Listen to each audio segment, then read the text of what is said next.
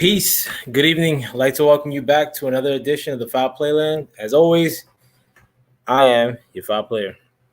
Wanted to thank my man Michael Johnson, Boxing Talking More. He said it. If you could, guys, please subscribe to him. I'd like to thank the watcher.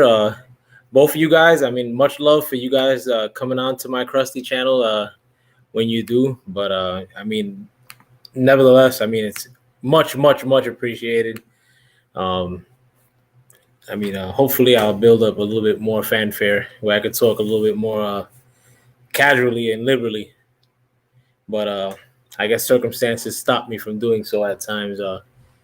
But hopefully I'll get there. But as far as what's going on in the world, I haven't been able to fucking post stuff because when I was in Maine, I fucking busted my ass when I was my last day in Maine. Oh no, the second last day in Maine.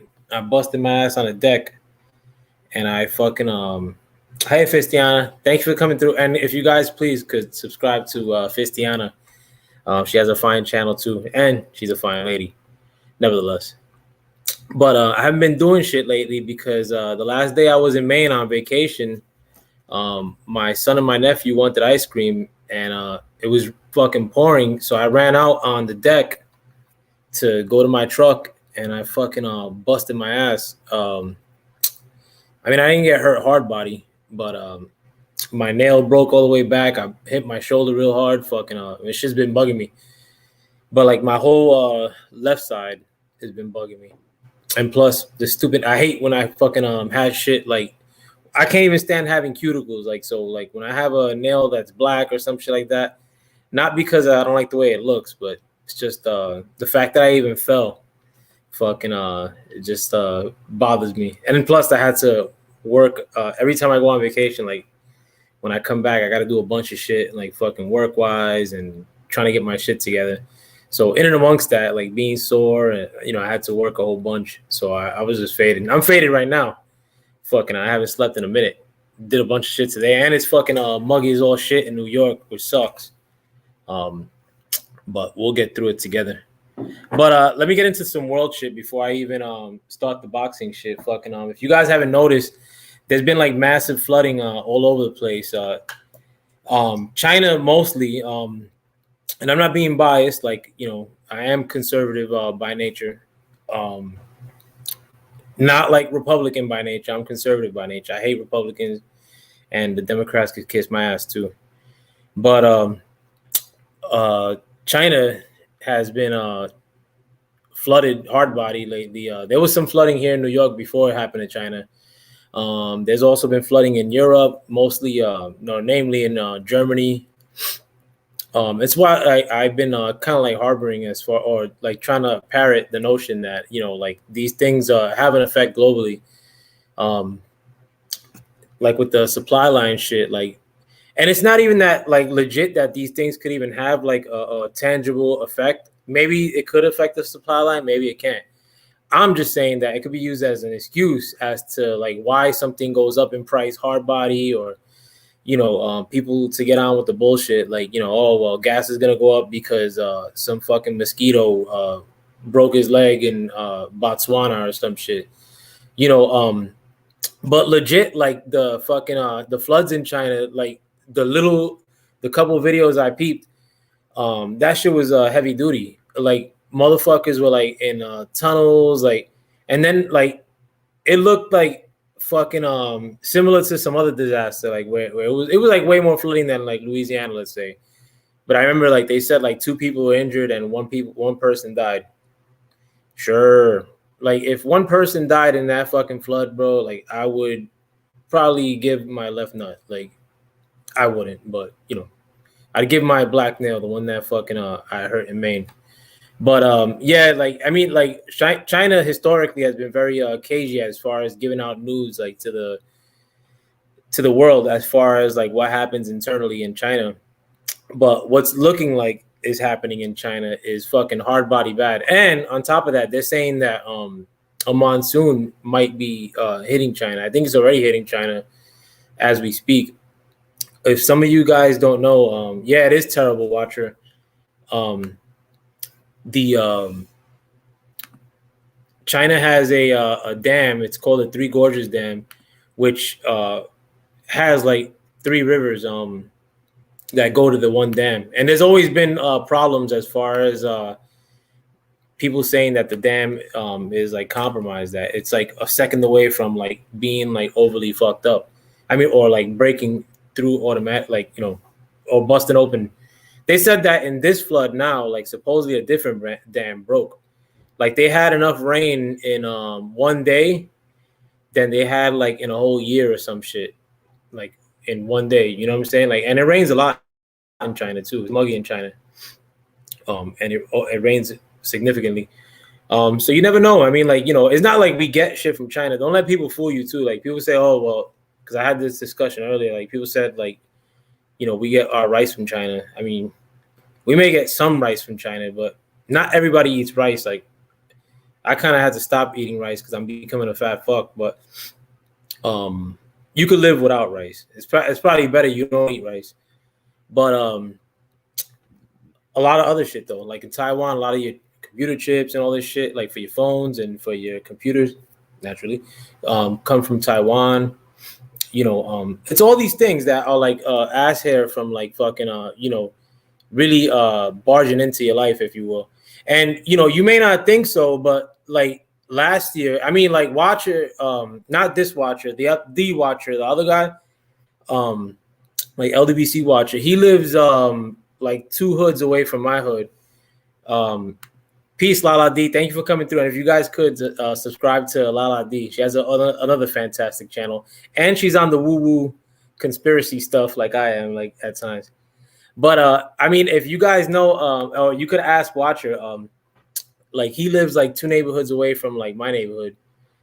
I think it might be three neighborhoods, but anyhow, like a lot of the people like from like where his neck of the woods and my neck of the woods had to go to like the same 24-hour store, like a big 24-hour supermarket when this whole shit was happening with the toilet paper.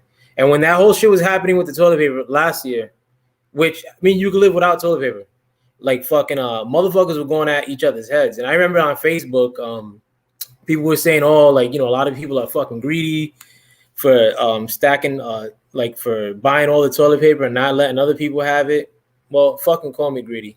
The never feel like guilty or like fucking. I mean, you could always give your shit away if you have more, like to your fellow man, no problem. But as far as you know, don't feel guilty for hoarding, or I don't even want to use the word hoarding. That sounds fucked up. But like for buying extra,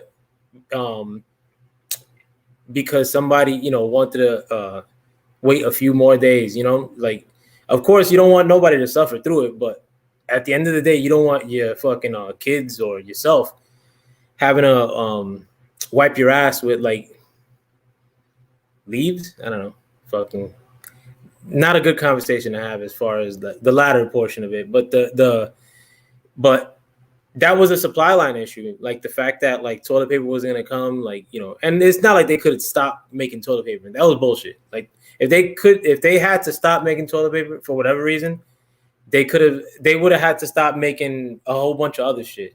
They just picked the whole toilet paper shit as like the issue that, you know, you probably like remember, like, and people did legit go crazy. But when I went to the store, like people were getting at each other's heads.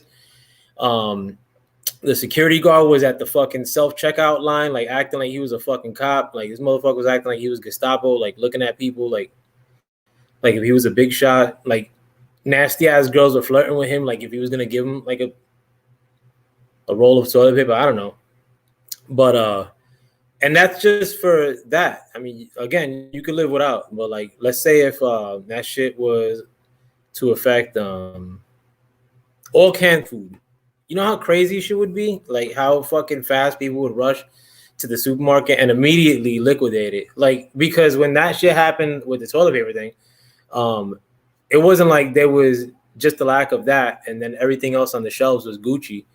Everything else on the shelves was fucking gone. Like I had to buy water because I was like sick and I couldn't prepare because I just came back from California on March 7th, and like an asshole, I went out the day I got back from California, and then my wife paid for like us to go to Atlantic City, which I don't even fuck with Atlantic City like that. But for being an idiot, like I got mad sick, and then when all that shit was happening, I couldn't go to the stores prior to because I was laid up. You know, so I had to go like in the thick of it, and the only shit that was left for me to buy was like fucking Gatorade, which I don't drink Gatorade like that, but you know, I just had to get my hands on whatever. Um, just crap, like crap that I would never have in this house, like Pop Tarts or some shit, or you know, and that was like my stash of like fucking of emergency shit. Like you know, I fucking hate Pop Tarts. Like Pop Tarts are gross. The but you know that was what was gonna have to get me by. Like you know, I had other shit in the house, like, but I needed a stash, like you know, to have extra shit. But the supply line shit, because of this lack of toilet paper and the panic that it caused, um, was compromised, and you know I was stuck. But you know, I'm at, like again, like let's per se, if fucking they say bread or some shit, you know, they're not gonna have bread for like the next month or two because of woo woo woo woo woo. You know what I'm saying? Like, just imagine how crazy people are gonna be, or how crazy people are gonna go. And you know, where I live now, like fucking it's definitely not in the hood, but you know, it's kind of close, like to the hood, like you know, like 20 minutes away, 25 minutes. And a lot of times, like I know for sure, like a lot of the hood cats like be shopping like fucking where I shop, like because I see them like take the cabs like say like Newark, like the addresses because they got to put the address in the door, like out here in Jersey. So you know, and a lot of times it's because like in these like hood areas, like what was happening in Brooklyn, like where I was from, they started shutting down all the supermarkets. Um, so you like you know you were stuck shopping at like fucking Walgreens or like Target. Like you know I don't fucking food shop at Target because that's just mad expensive. Like you know but I like frosted cherry and blueberry pop tarts, but I like the ones every yeah, no, me too. That's like now related or some shit. You know, like I could fuck with it here and there, like or Boston baked beans, like the little candies that come in a box. But you know, it's not like my emergency supply like type shit. Like, you know. But you know, there's not too many like options like for, you know, as far as like what stores to buy from, like in a bind like that. And you know, and shit's happening everywhere. Like Australia's lockdown, like or they want to go into lockdowns. And thankfully, like some of those people in Australia, where my man watches from,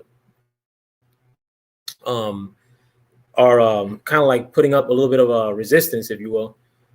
But same shit. I mean, and it really hasn't hit like this country like that. Like now, you know what I'm saying? Like what's happening, like in France, like what's happening in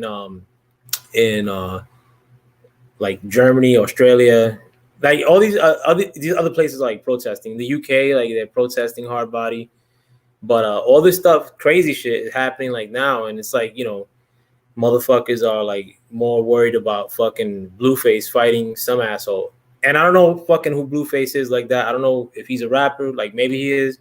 I'm just using it as an example because I know I saw on World Star that he had a fight. And yes, like sometimes out of boredom, I still watch shit on World Star. Sue me. But you know what I'm saying? Like right now, like things are kind of sweet. And these are good times to kind of like, you know, get our shit together, like fucking and you know, buy some extra shit. Like, you know, not fucking toilet paper. Toilet paper is stupid. Like you're good with a 20 pack of toilet paper for a minute. You know what I'm saying? Like, but buy other stuff like fucking $5 more of beans or some shit or canned stuff like. And it's not like I'm some fucking doomsday dude either, bro. I live a regular fucking life, like fucking like I don't fucking like have a helmet or some shit or fucking, you know, I don't see it at every turn, or I don't even share my shit with other people like on a day-to-day level like that, because other people like at the end of the day, like, you know, when somebody like has a hair up their ass and that, like, you know, And these are our own people. I'm not saying like fucking white boys, if you will.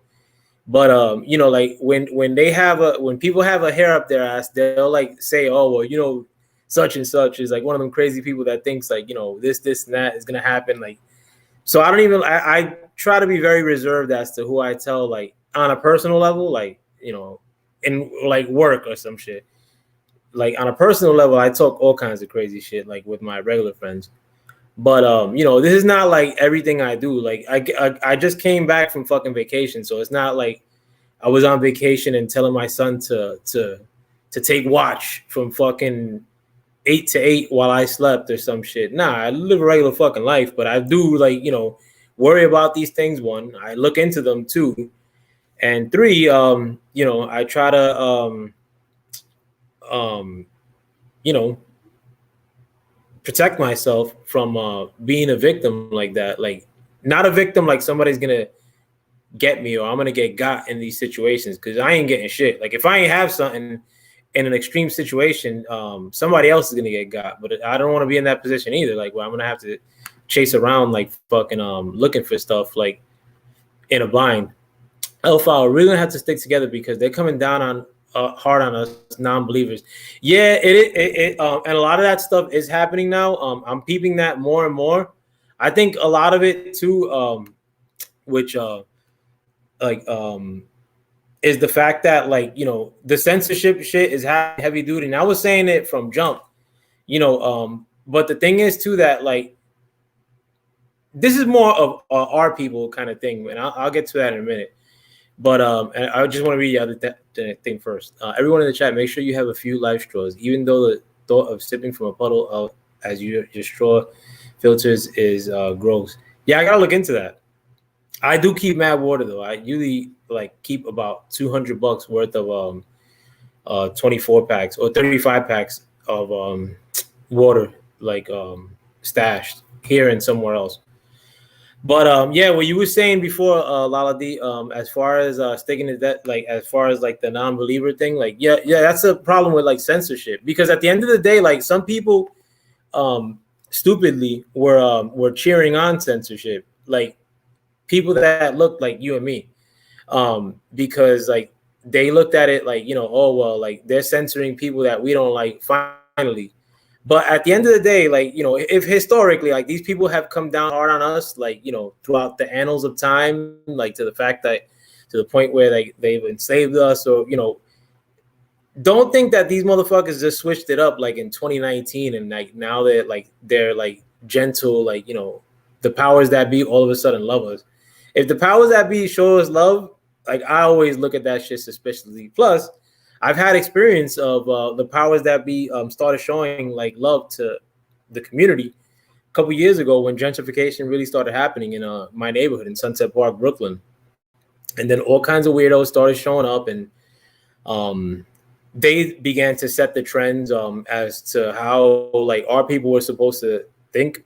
And then all of a sudden, you know, me, who was around for forever, like as far as doing stuff for the community, started getting threatened like to be arrested at these same things. One time, like somebody fucking punched me, and dudes were gonna set it on me, like at something like that, like and not like, you know, somebody punched me and like I was a victim, like, but like they went in there like pretty much like with the intention to jump me, like, but somebody like like pretty much like punched me, and not that I'm like no fucking punk, but like the person that punched me was one humongous. Not that that would stop me normally, but when they like the people that got up when I was about to go at them, it was like 25 people, women and men, and it's almost like they went in there with that intention. Like if I would have like set it off on him, which there would not be no setting it off. Like fucking, like I was kind of dazed when he clipped me. I'm not gonna lie, but it would have been like, you know, women and men like 25 deep, like hitting me. And this wasn't no like yuppies or like fucking no baristas. This was like fucking hood people, and it was over like something that I would love to say here, like, but I don't want to get censored.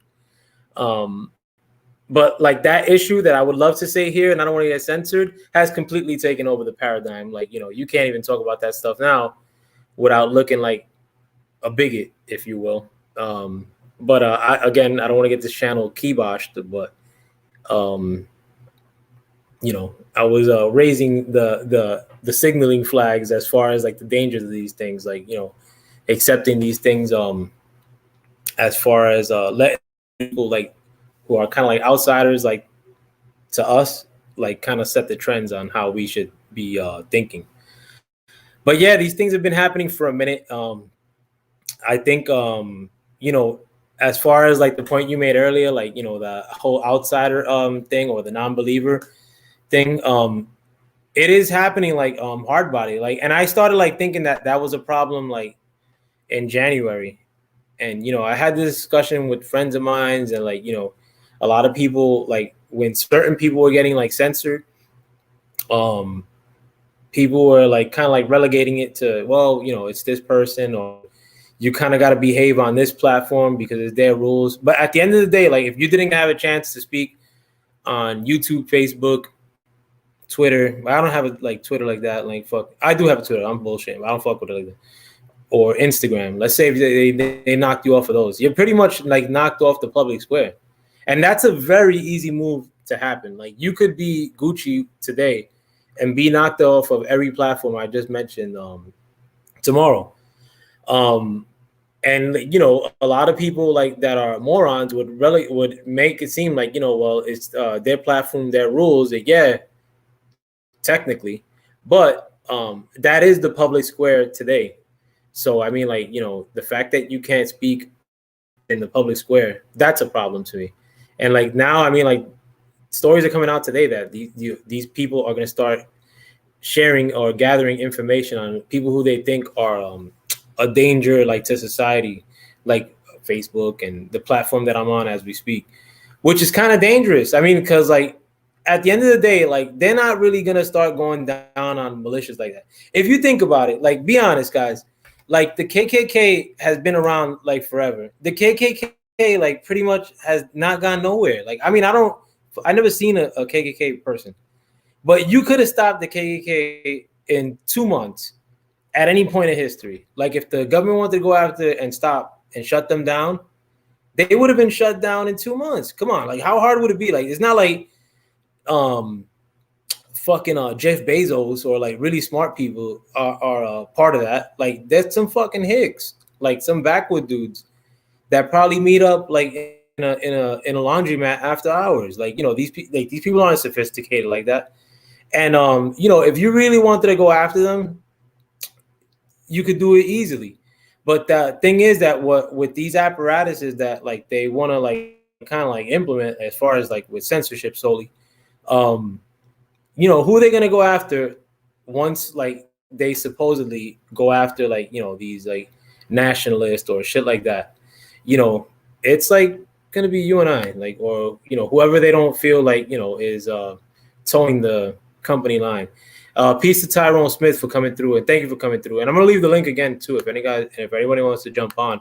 As long as you don't talk no nutty stuff. I mean, like not like boxing stuff, but like the woo-woo shit that I'm mentioning now. Like some of that stuff could get the shit like kibosh. Especially with the stuff that they're pushing in New York today, like which I fucking just found out like today, and it sucks because I work in New York. But it's not for everybody in New York. It's for like just New York employees or employees of the city of New York. But it is what it is. I mean, like the world is nuts, and I mean, so long as like you bypass and think that shit is okay because it's going after somebody you may not agree with today. At the end of the day, bro, and even me, I get pissed off at people like from. Not every day, like where like, oh yeah, he's okay, and like tomorrow, like, oh fuck him. But people are temperamental, like in general. You know what I'm saying? Like, so I don't need like for the world or the government or whoever to implement no crazy shit to go after somebody in my stead. When at the end of the day, if it were that kind of party, I could just go after that person myself and call it a day. Or you know what I'm saying? Like, we don't have to have people capping for us. Like, I mean, it's about time that we start capping for ourselves. Like, whatever that equates to, you know, whether that be like just doing things like for selves, like, or you know, we really got to start doing that shit in mass, like and stop talking shit. Like a lot of the things that we've been saying that we wanted to do as far as the community goes, like we've been saying that shit since the 80s, and we ain't, like, you know, it's always some like real small level plan. Oh, we got to make a little store here, or we got to make a school. And either one, like, we don't do it, or two, I mean, like, those are like small level plans. Like, you know, we really got to, like, you know, start in circulating ourselves, like, you know, like-minded people, like, you know, not like on YouTube, like, fuck, not, I'm not saying like, you know, if you're here, don't be over there. Like, if you're on my channel, I don't care where you are. You know, you could go on any channel you want, including people that like don't like me or like fucking, and you're more than welcome back. I need the subs, like fucking but you know, like to really like insulate, you know, yourself, and like to insulate, you know, your community. It takes fucking work, and a lot of times, like, you know, when somebody gives us the avenue of doing the work for us, I don't like that idea. You know, like fucking that'd be like me being still in the streets and like fucking thinking it's easier to like to call the cops on my ops. You know, that's some bullshit, you know, like fucking but it's kind of like the same way, like, you know, like don't cheer on, like, you know, what could be like your long-term, like, you know, like your long-term like impediment, like with these things that people put in place, like, you know, the powers that be. But what else is going on? Like fucking oh, I wanted to talk about this Al Haymon thing, like, too. I mean, like fucking oh, well, before I even get to that too, like cryptos like did fucking have a little bounce up. This asshole from I believe JP Morgan, Jamie Dimon or Goldman Sachs. He's the head of one of the two. I remember a couple of years ago, he was saying that if he caught any of his investors investing in cryptocurrencies, that that he would fire them. But me, like now recently, like they're backing up the truck and buying cryptocurrencies left and right. So with all these people you see on MSNBC, if you even watch that bullshit, I don't watch, like, you know, like Fox Business or any of these business channels. I don't even watch TV like that. I watch YouTube, and usually the shit I watch on YouTube is like kittens, you know, some of the guys on, like, you know, my chats channels, and like random bullshit about, you know, fucking God knows what, like if ghosts have teeth or fucking weird bullshit. But you know, all these things that you like, the last thing that you guys should be doing if you like want to like get into like investing or like fucking like buying gold and silver, more silver. Don't listen to these assholes on TV. Those people on TV are morons. And like usually, like whatever those people tell you like to watch to do on TV, it's usually the opposite. Like they usually tell you those things, like stock going down in price, like fucking, because they're gonna buy it. Like they're gonna like buy that dip. And right now, like the government is printing money left and right, like at a level beyond like what we've ever seen. Like 2008's crash, like had to like got worse because of money printing. We're printing like beyond 2008 levels, like at a monthly basis, like, you know, and that like dance is gonna end. So like all these people, like, you know, one, like these banks are getting a lot of those monies, like these the new money printing goes directly to banks. Recently they bailed out the tech industry. The tech industry has so much money right now, they don't know what to do with it, and they ended up getting bailed out for like 250 billion, I think, recently. So you know, but those people like the tech industry or people that are flush with money right now, like the banks, whenever they get a chance, like they go into like cryptocurrencies and start buying that, or they buy precious metals, whatever have you. Like, but they'll tell you all day, all night, like, you know, don't buy this or do that. But they're doing that like so they could get in at a cheaper price at the end of the day. I mean, like, so don't even listen to that. I mean, if you do listen to it and do exactly what they tell you not to do, or do what they're doing. A lot of times you can see what these companies are doing. Like, you know, it's readily available. What JP Morgan, what What every big company, every Dow company, you know, like fucking you could see what they're doing pretty easily if you look into it. And a lot of times what they're telling you to do is exactly the opposite of what they're telling you to do on TV. And these companies aren't telling you to do that. Like, it's what they're doing. Like, they're legit doing the shit. So when you to insulate yourself in crazy times like this now, I mean, like, no channel on TV is going to tell you to buy silver or to buy cryptos. They'll always shit on it for the most part. So you know, just do what they're telling you not to do, or what they're doing anyway. Like, you know, so I mean, like, I was able to buy a couple more, like, you know, nothing crazy, of my favorite cryptos. And I was able to stock up on some more silver recently. Nothing crazy again because I'm kind of like tapped out because of stupid summer vacations, and I gotta fix my driveway. But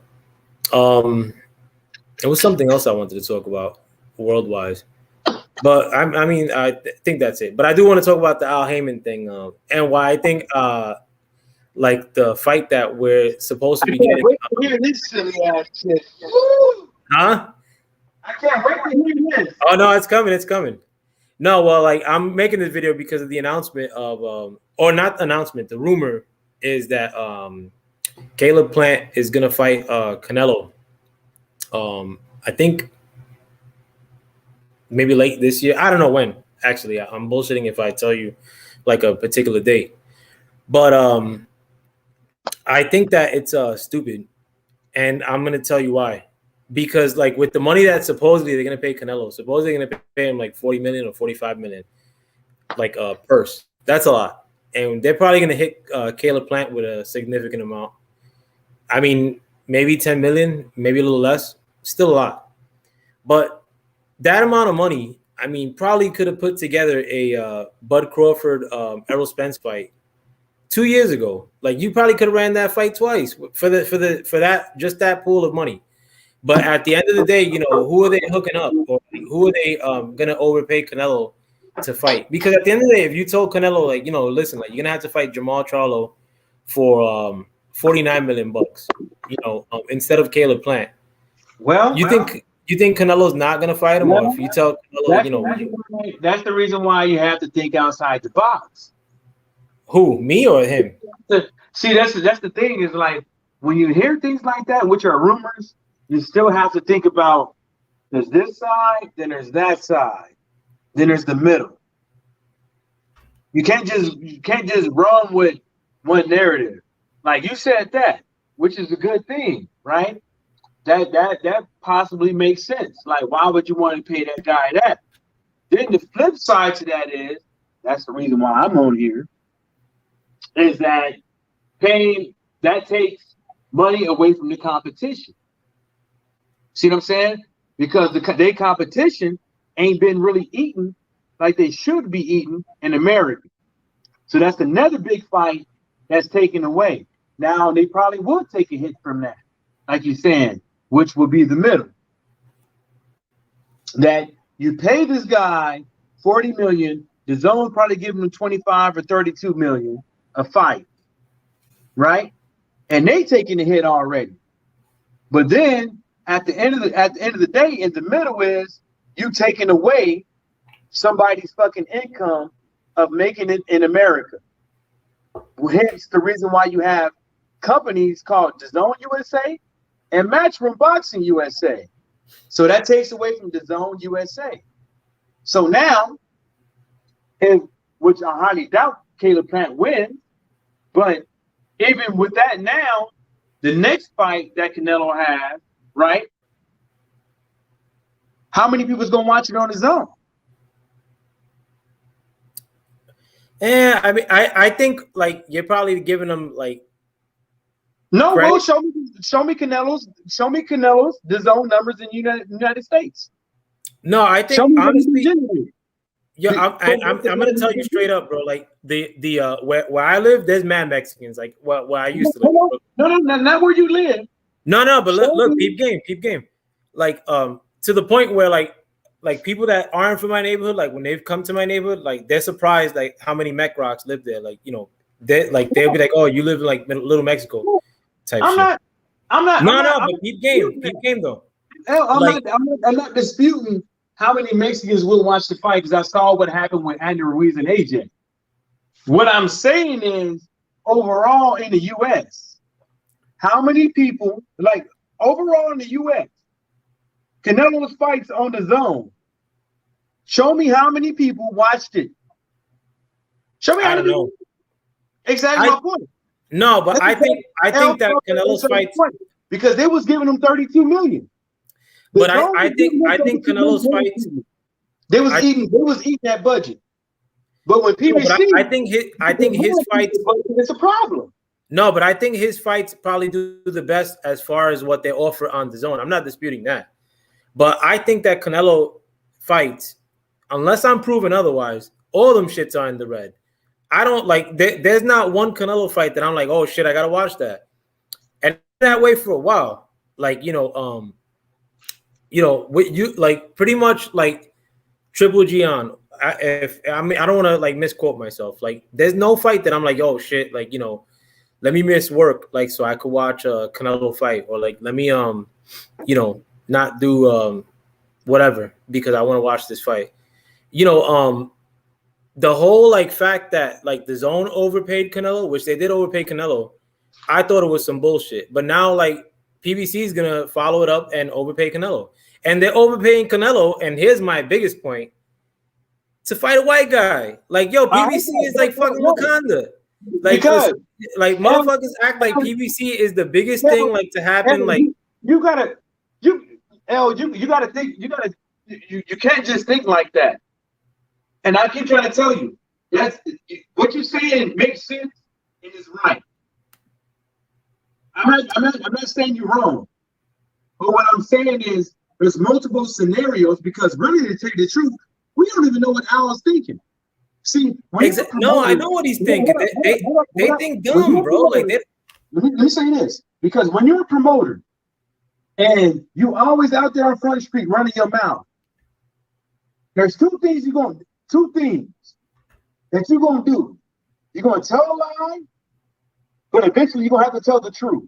Hold that thought real quick, Mike. And don't think I said like Wakanda in like that. It's just a black roster. Like, I'm saying a lot of black fans, or a lot of fans think that like PBC does everything with that in mind, like as far as like the upliftment of brothers. And I just think that either A, they don't do that shit, like, or that they have like really bad plans, or B, a lot of times like when they go out of their way to hook somebody up, it's like like a Mexican dude, like fucking they're hooking up Canelo with world fucking money, like big time money. And Canelo's not even popping like that. And like the thing I was gonna say as far as like the Mexicans in my neighborhood, like it's pretty much like 50-50 on like the dudes that like Canelo and don't like Canelo, Mexican wise. I'm just talking about Mexicans. Yeah, but it's not. See, when I think about it, right? Because I'm looking at what you said, but I'm looking at, first of all, I don't know Al Haymon. Al Haymon don't speak, right? But one thing for sure I noticed is that every time somebody bitches about the PBC, right around the corner is already applied for PBC coming up, right? Hence, how we getting Earl and Pacquiao. That was already in the works. It was already working on that. See what I'm saying? What I'm saying is that, and that's also whack too. I'm not. It doesn't matter if it's whack. What it means, right? So what it means to majority of the people is that that's a good fight. What it means to hardcore fans is it's iffy. It's a 50-50 on his age and Earl's age, blah, blah, blah, what's really going to be the outcome at the end of the day. There's always going to be an asterisk with that fight. See what I'm saying? Because of the age of Pacquiao. But what I'm saying is it makes sense to make that fight with Earl, because you can get a little bit of money, because that brings the hardcore fans and the fly-by-nuts.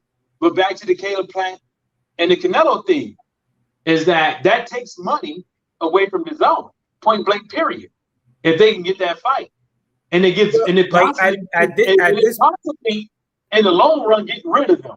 Which is Nah, that's a cop out excuse, Mike. Because at the end of the day, like but peep game. That would be like fucking Jay-Z trying to take money away from fucking No, it's not a cop out. No, but like right now, that would be like Jay-Z trying to take money away from like No Limit or some shit. But you see how I did not downplay anything that you were saying. I did not downplay anything what you were saying. I'm not saying I'm right. I'm not saying I'm wrong. What I'm saying is you have to look at both sides and then put shit in the middle. I'm not saying it's right. I'm not saying it's wrong. I never did. Oh no, I'm not saying that your point of contention is wrong either. I'm saying that Al Haymon or the PBC's point of contention. My brother, you said it was a cop out. I'm not looking at it from an aspect of like you're defending it. If PBC is wrong, if the zone's wrong, is Max Rabasi wrong, is Canelo wrong? I misheard. My bad. No, I thought you were defending it, but like I'm not in the know. I'm not in the know to know anything what these guys are doing. I'm not in the know what Al Haymon is thinking. He's not telling me anything. I'm not in the know what Canelo's promoter, manager, whoever it is thinking. I'm not in the know what Max Rabasi is thinking, what the zone is thinking. So I have to put things in perspective to make things make sense. So when I do that and make things make sense, if somebody's going to overpay somebody to put them on their platform under their brand, I know for a fact is to take that away from them. And that's period. Yo, but before you go on, I want to introduce our next panelist. He's the stunner out of Sudan, the murderer out of Maryland, and that's my brother Tyrone Smith. Tyrone Smith, thank you for coming on. I can't even murder my fucking pants. Yeah, because you wear skinny jeans. But tell me what you think about this plant stuff. He's not getting 10 million. I was speaking out of turn, but I wouldn't be surprised if he got 10 million. We don't know what he's getting. We don't know what he's getting. He's probably getting that. No, he could be. That's what's being reported. I mean, with this whole thing, I've never seen it with Plant. I've never seen it. I mean, you guys. I mean, Mike, you probably remember you probably remember what I thought about him. I think a year and a half back. I think shit I think about him. Not that much. I think the only reason people are getting behind him is because he's a wigger. I'm sorry. Exactly, bro. Yo, like people be acting like this dude's like Luther Vandross, bro. Like just because he dates like a light skinned chick, like people be acting like this dude's like fucking like his first name's Malik or some shit. Like yo, like I mean, he seems like a nice enough guy, or I mean, decent. Yeah, but I mean that as much distaste as I have for Jamal Charlo.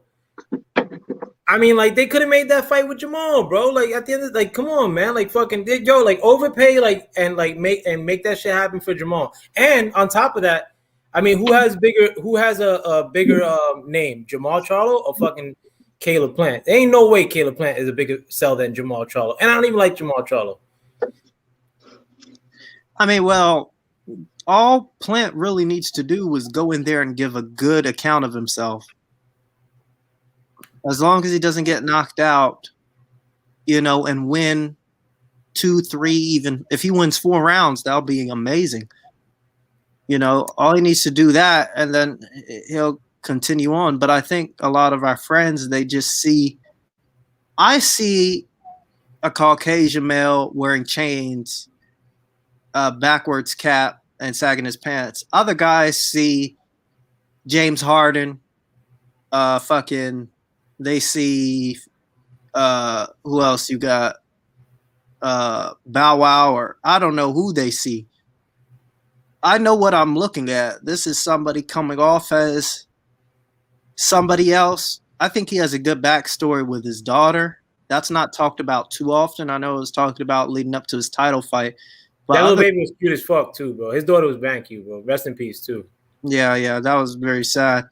But it's not. And honestly, Ty, I don't even get the inclination that he's really trying to sell himself hard body like that. Maybe, like yeah, I mean, like it's not like he's out. yeah, Oh, I mean, if he were wearing like a kufi or some shit, yeah, all right. But like the like I don't get like like a white cat wearing like that kind of shit. Like it's not like it would shock me. Like I'll tell you this: it's a white guy, sort of wiggerish, doing a shoulder roll in there, and that's what gets people hard. No, but like the thing is too, like if you think about it, like people give him like big time, like the brother pass. Yeah, they do. But and like I think that they kind of like roll this whole thing as if it's like a big accomplishment for PBC, and in the long term, like somewhat the brothers too, like as if it's like a accomplishment for him. Oh, he's dating his sister, so it's all good. Like I don't know. I'm not saying that that's the principal cheering point in all this, but at the end of the day, they could have made this fight with a ton of other people, and they chose not to. Whether and whether it's a fact of getting Canelo there or not. I mean, you're paying a big time premium. You're paying more than the zone is paying to get Canelo on your platform, or for him to make cannon fodder out of fucking Caleb Plant, which he's gonna do, because Caleb Plant is a diminishing prospect. Like Caleb Plant looks kind of worse than worse in these last performances. Yes. So you're gonna go in there and last fight, he broke his hand. Supposedly, this is what's been said. So now you're gonna let him get battered by a white-looking Mexican dude. So it's the battle of like white-looking regions of the world, and then what? What does it do for like? How many buys do you think that does, though? Pardon me? How many buys? I said I'd be surprised if they do 800. I think that's that's not gonna do no 800, bro. Hell's no, bro. Like 500. You're thinking 500. That's like 500. He did some real surprising shit is gonna have to happen in the lead up to that shit. How much do you think he'll do? That shit will be like 550 probably, bro. 500. Yeah, I was thinking about that. I said I'd be surprised if they do 800. I think that. I don't know what it's gonna do, and I really don't care. Because you're right. We shouldn't care. Go ahead. Hold up. Like I was saying, is that everybody has. I mean, well, I'm pretty sure everybody here has, the inclination that this dude's about to get fucking fucked up by Canelo. So, everybody knows that, and I'm telling y'all this. Like, they knew that when that fight went to a draw, they knew now well that the stand-up fight was not going to happen next. They knew that, and that's the reason why Charlo didn't say what he said. And right along with this Canelo thing, they know now well that when Canelo becomes undisputed, Charlo is going to be the dude that he's going to fight. They're already working on it, in my opinion. Because the simple fact is, it's going to be one of them. It's going to be one of them. I'm telling you, it's going to be one of them. I'll tell you right now, he'll blow Jamel away. I really don't care. It's going to be one of them, and I'm going to tell you why. This type of thing has been happening with the PBC for quite some fucking time. Like when people are sitting up over here talking about certain fights to be made, out of the blue, something fucking happens. Something fucking happens. And I'm telling you, the only thing that makes sense, once Canelo becomes undisputed, he's going to fight one of them Charlos, and that's point blank, period. I'm telling you. Okay. I bet you don't. And that's the reason why I keep trying to say is like, you saying like, oh, he should have fought him, and Caleb Plant should have fought one of the Charlos, but I'm trying to tell you is that at this point, how do you get Canelo to fight somebody? By overpaying him like you're doing now. Yeah, it's because you have something he wants, which is undisputed. So now you had to give him something else. But how do you keep it out of the competition hand? And I guarantee you. I mean, and Lala D just made a good point. He said, "Well, if Burger King and McDonald's is on the same corner, is on the same block, right across the street from each other, which always fucking happens. How do you keep making money? By going to Chipotle and fucking with either one." But like Lala D made a good point though. Hold on, business. How do you keep yourself from going out of business? I'm gonna get to that point in a second though. Canelo, Lala D said, Canelo usually gets what he wants, and we all know Plant can't beat him. Exactly. No, but the thing is too that see that's the theme. That's the theme. No, that's not the answer to the question. I'm gonna answer your question. No, because Lala D, that's not the theme. That's not the point. Everybody knows that Lala D, and I'm not talking down to you or anything like that. But what I'm saying is that if you listen to the beginning of the video, when me and L Foul Player, what we were saying, I'm trying to get people to think that there's multiple scenarios that you have to go by before you make an assumption. But I don't agree with that notion though. Like with the notion of trying to keep him away from the competitors. No, because Canelo ain't shit, bro. Like Canelo's fights ain't popping like that, bro. No, it's not the fact that his fights is popping like that, because I don't know what it is. What I'm saying is you have another network in the United States, and I don't know what it is. I'm not saying I'm not. This is not my fucking opinion or anything like that. I'm just giving you scenarios. No, I factor that, and I'm pretty sure maybe other people will run with that notion, or it could be a possibility that PBC. It's fucking thing. It could be a possibility that PBC may do this. Say one thing. You in this scenario, you cannot fucking say one thing. You cannot say because you don't fucking know. You don't. No, but here's what I do know, Mike. Here's what I do know. No, how do you know when you not? How do you know when Al Haymon don't speak? How do you know? No, but I'm telling you what I do. What the rumors are. No, but let me tell you what the rumors are. The rumors are that they're gonna pay Canelo between 40 and 45 million. That's a fact. And even if those are rumors, and even if it is true, you still have to run the scenarios of don't nobody know why would somebody give that dude $40 million? What is they really thinking when they gave him $40 million? What are they thinking? What are their thoughts? A bad thought or a bad plan. That's what I'm thinking. But that's what I'm saying. Like nobody knows. So we can sit up over here, and this is the same reason why. This is the same reason why when I made my video about Deontay Wilder and the whole AJ thing, that I have to stay fucking consistent with what I said, because at the end of the day, it doesn't matter what somebody gives somebody. Is it the fight that you want to see? If it's not, don't pay for it. If it's not the fight that you want to see, don't pay for it. But at the same time, is nobody really knows why he didn't take the deal. Deontay Wilder can say whatever he want to say, shit like that. People can say whatever shit that he want to say, but we not in a fucking team. Let's stick with this issue though. Let's stick with this issue solely. I'm taking it to that issue. And the reason why I'm taking it to that issue is because it's kind of like in the same loop. People are going to pay people the amount of money that they're willing to pay to put on fights or to take a fight. And whether or not me and you agree with it or anybody else agree with it, we really, at the end of the day, don't really know until all the cards are put on the table on why the fight fucking was made. No, but I'm gonna tell you. Let me tell you me from if I were running the show, if you will, I could make whatever the zone gave Canelo that first time around, whether it was 200, 300 million, I could have made 100 great fights that everybody in this panel, everybody in this chat would have loved to see with half that money. With this money that they're giving Canelo now, I could have made Errol Spence and Bud Crawford twice. I'm gonna tell you this. What makes you twice? No. What makes you think that? That's the stuff that I'm saying. Just look.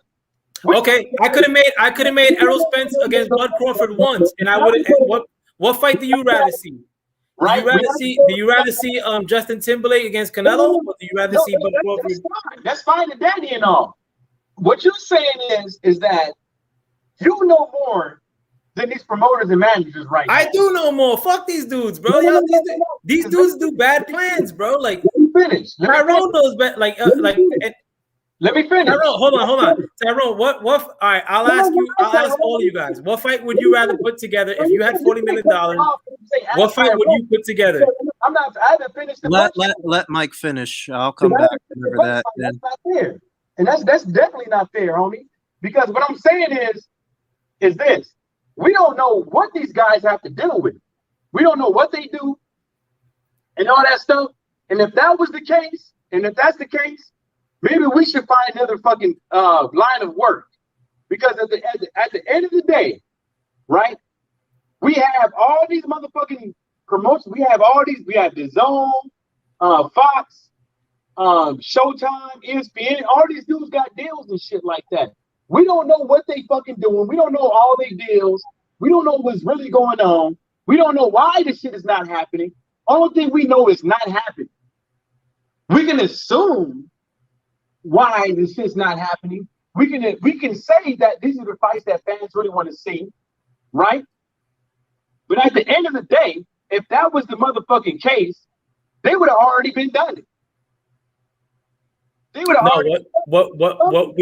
What we don't have to assume, and what we know is what we could say for sure. Okay, the fights ain't happening at the end of the day. Canelo, who the fuck was going to stop Canelo from going to the Zone for that deal and then fighting Rocky Fielding? Who was going to stop this? Who was going to stop Canelo from taking that 32 million to fight, right? Deal, right? With the Zone. So even if PBC was to give him that, which that shit at that time was absurd because he wasn't doing those fucking numbers. But when it's good for somebody at a particular time, they're gonna do what they want to do. I don't know why PBC is having a rumor out that they're gonna pay him $40 million. I don't know. But what I'm trying to tell you is that it's pretty odd why Al Haymon never speaks, but he always seems to pay people. It's pretty odd. He never speaks, but he always pay people. Because he's part of the boule. But let me get to the point that I was telling Tyrone. Tyrone, if you had $40 million, what fight would you rather put together? What are the options? Bud Crawford against Errol Spence, or if you had $40 million as a boxing promoter, would you even go near a Canelo Caleb Plant or even a Canelo whoever? I would if a lot of people riff about the fact that people are overpaying Canelo, but now PBC is following it up and raising the threshold and overpaying Canelo again. They're going past the highest bidder. But what would you do with that $40 million? Would you even go near this fight? I'm gonna try to find Canelo a decent name because nobody knows Spence and Crawford as much as they knew Canelo. Canelo is like a cash grab. If I'm trying to protect my investment, if I'm a promoter, I'm gonna go for the Canelo thing because the Spence thing, Spence versus Crawford, that's more of a hardcore's dream. Real quick though, and I want you to answer this too, Tyrone. And shout out to L-Dub, and thank you for coming through, L-Dub. What's up, L-Dub? I'm gonna be frank, bro. Whether it's hardcore or not, I could contend that a fight between Errol Spence and Bud Crawford is bigger than pretty much any fight that Canelo could fight. Canelo can't find an opponent for us. In general, what would be a bigger fight than Bud Crawford, Errol Spence, Canelo versus casual? Who? No, in general, casual or hardcore. Yeah, you could get Canelo versus shit. You let Triple G warm up a couple of fights again and dig him up for a third fight. And that'll be bigger to the casual. I'm looking at it from the promoter shoes, not the hardcore. I want Spence Crawford. For me, that's a much more important, bigger fight. But all right, I'll put it like this, Tyrone, because you're pretty good as far as you like me like the guesstimation of numbers. And I know these conversations make L Dub cringe because he hates like what pay-per-view numbers are gonna do and whatnot. But nevertheless, I'll get into it. What would you guess like Triple G versus Canelo would do in a 3P, and what would you guess Bud Crawford versus Errol Spence would do pay-per-view wise? Well, depending on how they promote it. Damn. Same level of promotion. They do have, dude. I think Triple G Canelo would get to 1.2 million again, and then Bud Crawford versus Spence would do like maybe 600. I think it could do more than that, bro. I personally, but this is just me from the promoter's eye, And the thing is, I don't know I honestly really don't know what's going on behind the scenes, because looking at it from the outside in, somebody's getting burned here, money wise. There's somebody fronting money, whether it be the networks or the investors behind the networks or the board of trustees, whatever. Somebody's losing out, or they're doing a rotary or something, but something must be at the same time, something must be working for them to keep on this act for so long. I don't know the ins and outs. I know the fighters, I mean, they talk about back end money. They probably really don't even know what goes behind that, although they get it. So there's something, unless you're in it on that side, then nobody really knows what's going on. There's too many question marks, because I don't see the numbers. I mean, we're the consumers. I mean, people do not watch. Bottom line, people don't watch boxing, dude. Just hands down. I mean, there was another day when Canelo fought Billy Joe, and I'm watching one of these Twitch streamers that I know is pretty popular, and his friend comes in. He was like, "Oh man, Canelo's fighting." They said, "Oh, who?" They said, "Well, he won." He said, "Did he win by a lot?" And I'm like, how many baskets? It's not football. That's the casual fan. They don't know what a decision is. They don't know what happens with a knockout. I mean, I've surprised casuals by showing them fights that ended the first round. I mean, I sat next to a casual, watched Charlo versus Lubin. 2 casuals. She said, "Is it over?" I said, "Yeah, bitch, it's over. It's done. It's called a knockout." So the general fan, dude, the mind of the casual and the business side are both question marks.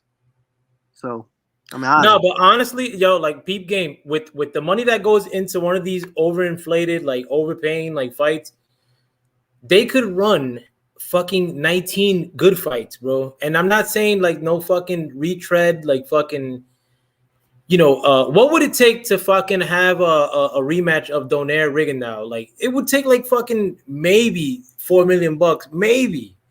It'd probably take less than that. You could probably like give him a million and a couple of buffet cards from the hotel that the fight's taking place in, and they'd probably get into the ring. Well, they already have something set up for the midgets. They go to the Punch Bowl in Carson in California. All right, but I'll tell you like this. I'll tell you like this, Tyrone. Like that fight, a rematch of that fight. What fight would you rather see? Would you rather see Canelo, Caleb Plant, or would you rather see that rematch? I mean, me, of course, Donaire Rigondeaux. I mean, I'm hardcore, but the casual would rather see Plant. No, but then look at how you could long term. Mike is looking to that camera. But look at how you could build long term. If you like, there's a lot of these months. Like I think from like March to May, there was like one fight or some shit, like a major fight. If I remember correctly, I may have my months wrong. March to May. Which fight are you talking about? There was no fights. There was like one fight, like in like a 2-month period. I remember this year, I think. You mean the Taylor Ramirez fight? I mean, there was no promotion. People didn't even know that was going on. No. I remember like there was a tenure of like 2 months this past year in which there was no fights, and it had nothing to do with like Corona, really. But when you have like that kind of money, like you could run a really good fight, like pretty much twice a month, rather than like fucking Little Dicky against fucking Canelo. Like I don't want to see this shit, bro. And I mean, like when at the end of the day, like when it comes time to rewarding somebody, it's fucking Justin Timberlake. out of all the fucking PBC, like people want to act like it's hypnotized minds at PBC, and then who gets rewarded? Fucking I mean the non-melanated cat. That's just that's from the outside looking in, bro. I mean, tomorrow it'll be some other shit, and people will act like they've been wanting Caleb Plant and honestly, I overrated Caleb Plant in the past, but Caleb Plant's gonna be fucking wrecked by Canelo, I think, bro. Personally, Canelo's gonna make him fight at some fucking weird weight, which is gonna be hard for him to make. Probably, maybe he doesn't. Even if he doesn't, I think he's still gonna run through him, and he's not gonna win a decision. So who gives a shit? But it's it equates to a real nothing fight to me. Okay, yeah. So you're saying the fight's a nothing burger, basically.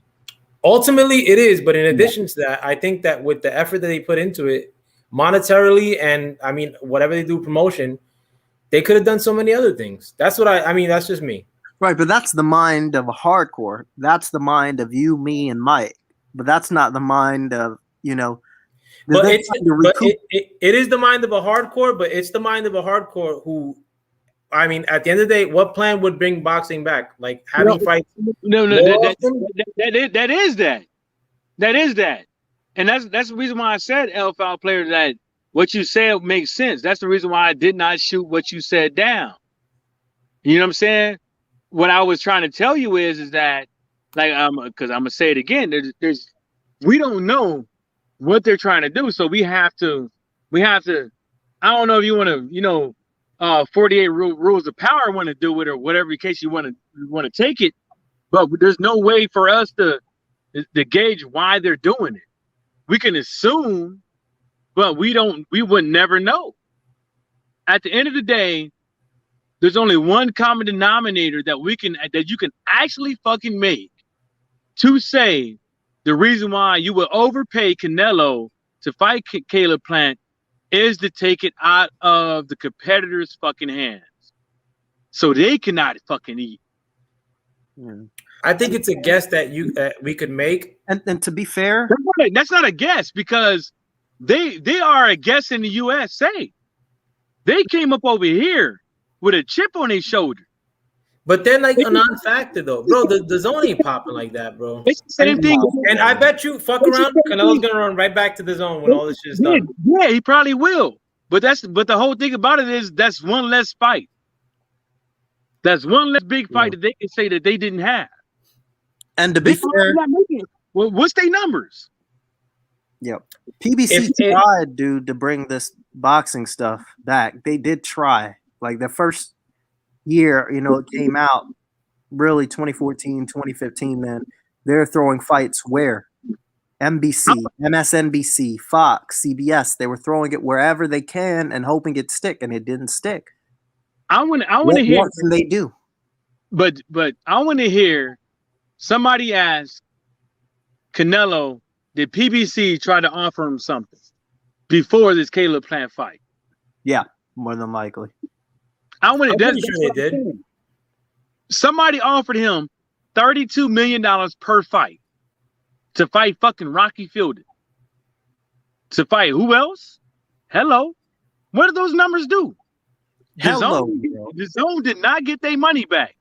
But even Edward Hearn, admission out of his own mouth, said that he was gonna come up over here and gallop all these fighters, and then said, I don't know why the PBC is overpaying their fighters. But that was 5 years ago, though. Said, no, because he said that 3 years ago. They failed.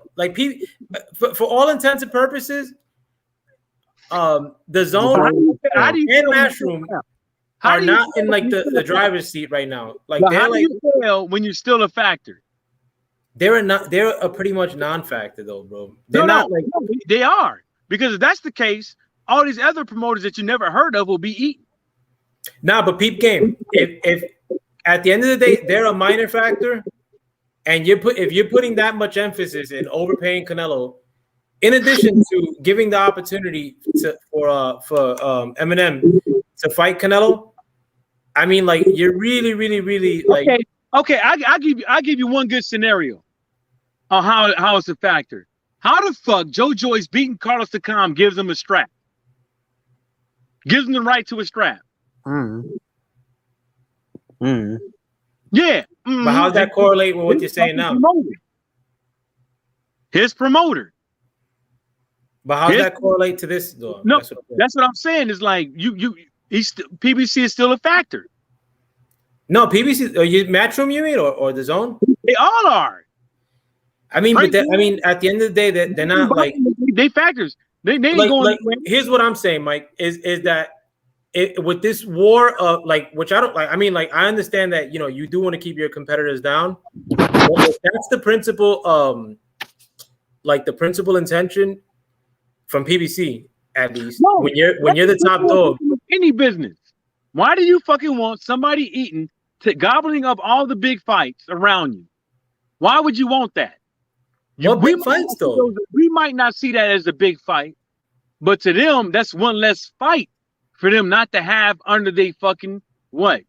They can't make it an accolade. They can't say they made it successful. They can't say nothing because they won't be a part of it. None of those fights that Canelo did on fucking the Zone were non-factors. All those fights were whack. Me and you know that. But no, the numbers probably tell you the same thing. But how do you get rid of them when you have Canelo, who is a free agent, a freelancer, can go wherever he wants to? Let him go. No, you take that shit out of there, and you get them the fuck up out of here.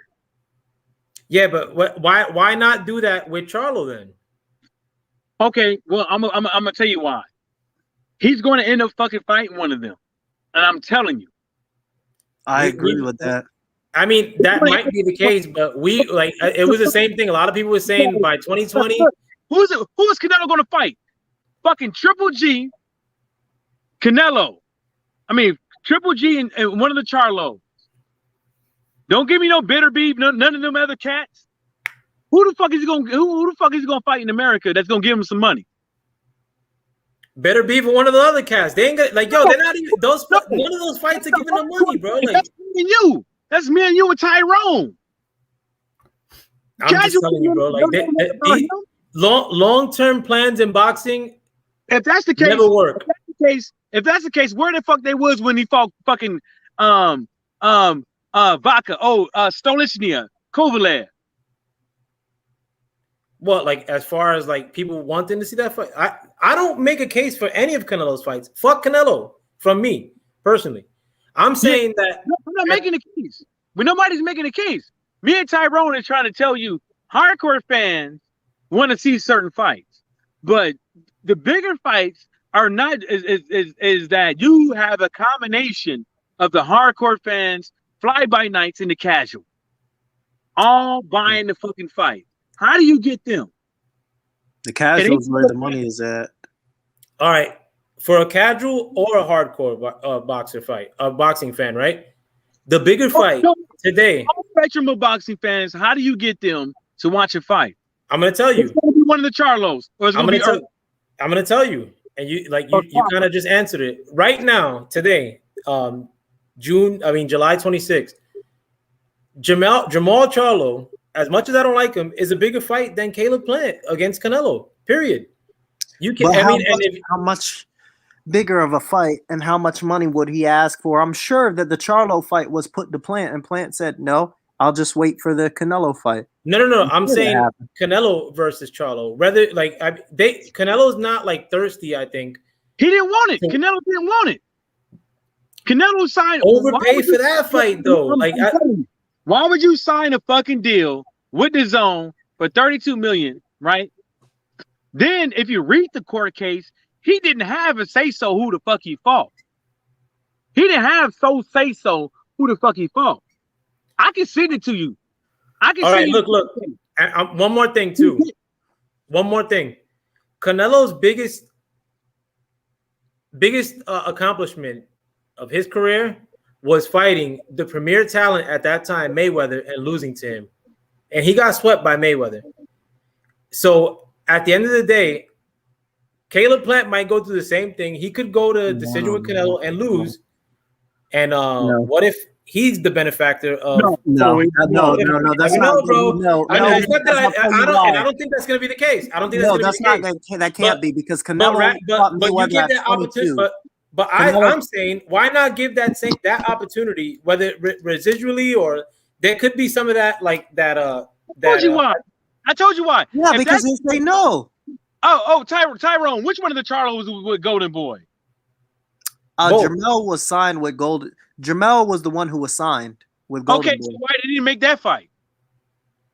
Well, back then? Back then, yeah. He was with Golden Boy for a while, dude. Nah, but I don't think they were going to make that fight then. No, they didn't make that fight then because they thought Jamel would box him up. They would be a tough fight for it doesn't matter. At the time. It's like one of those things. It's like they had the opportunity. He signed a deal, and the deal said that he had a say, but he didn't have no soul fucking say who was going to fucking fight. That's the God honest truth. And he had that deal with the Zone for how long? And even before that, none of the Charlos was on his menu. No. And then he came to PBC this time around for Plant. They'd have to offer more money for Charlo. No, and this is a personal story. Right. When I'm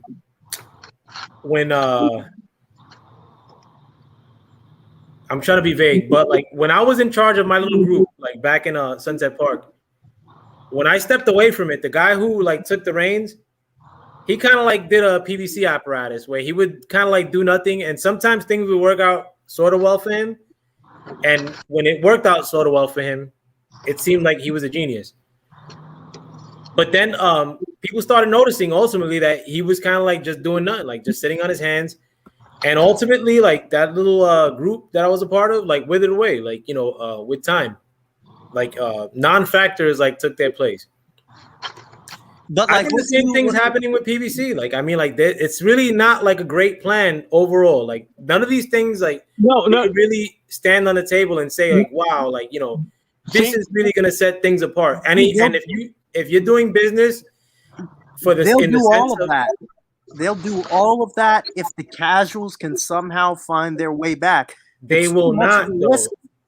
It's too much of a risk for them to overpay for these good fights and probably not get, any casuals in. I'll give you an example, which this was on a decent scale. Showtime up front, 2018. The first half of 2018. Remember, Mike, they did that Showtime up front with all the PBC fighters, the Showtime fighters in New York. You had Wilder Ortiz. They were all great fights for me. I mean, how many casuals put into that? And what happened to Showtime after that? Their fights turned to shit right after that. Right after the first half of 2018, they couldn't pay anymore because they just fucking shot their load that first half, thinking it would stick, and they didn't. But that's the thing, Showtime ain't paying nothing.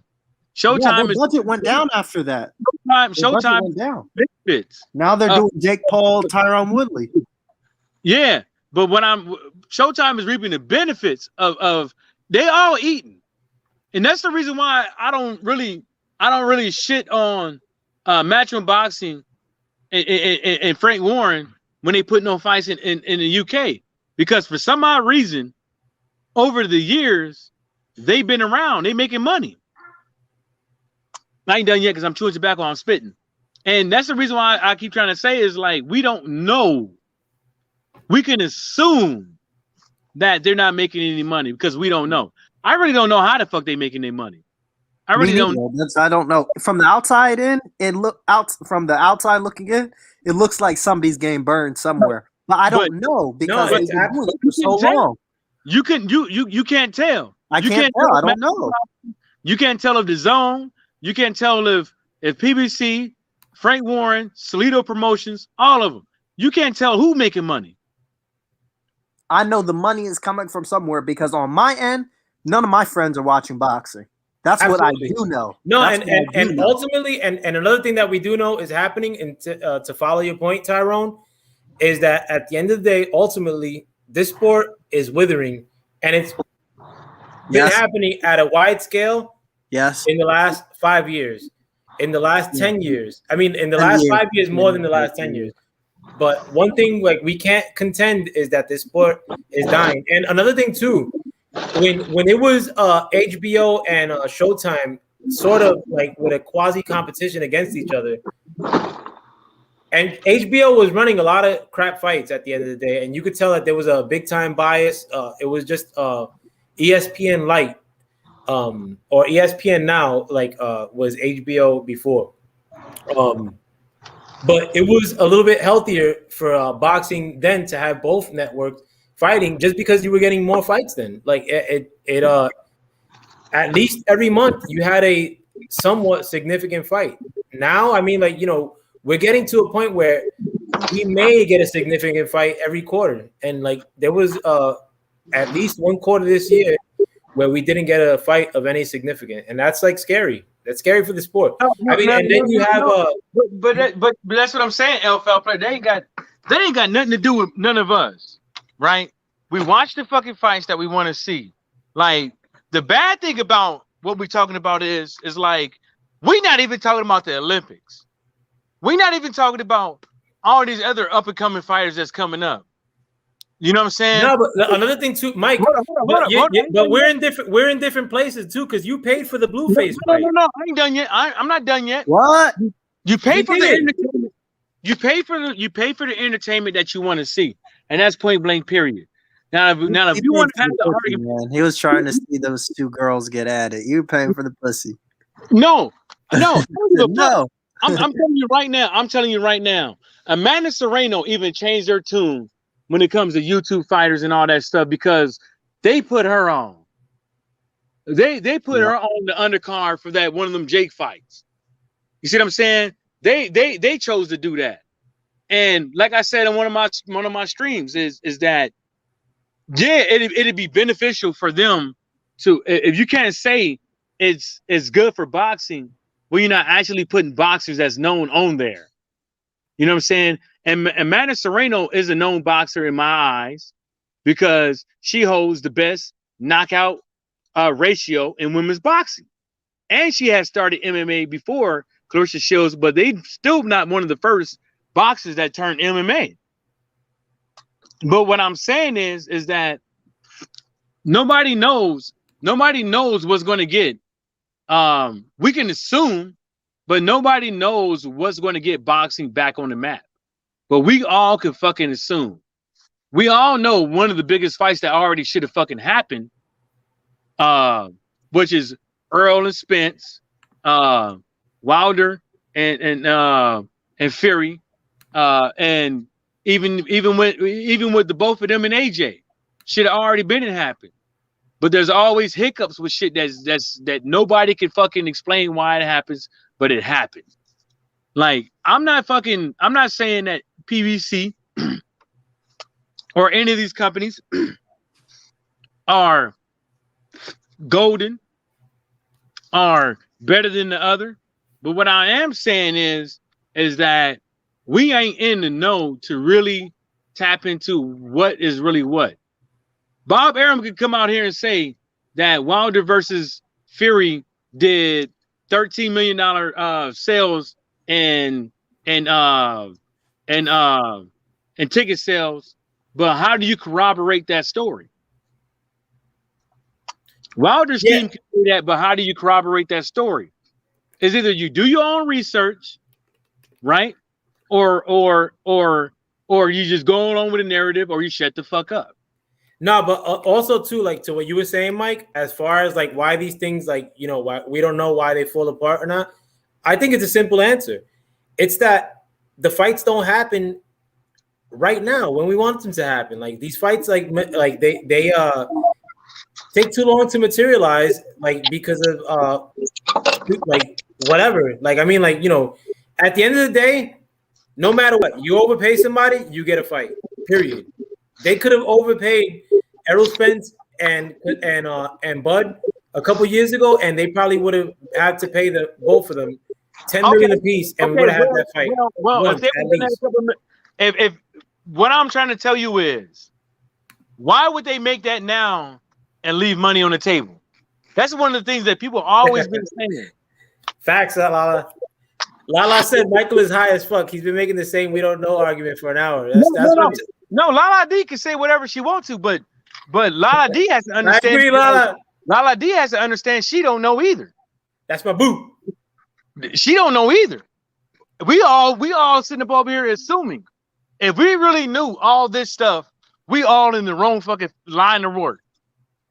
Only For thing real. I know is that none of our friends, our everyday people watch boxing. That's a fact.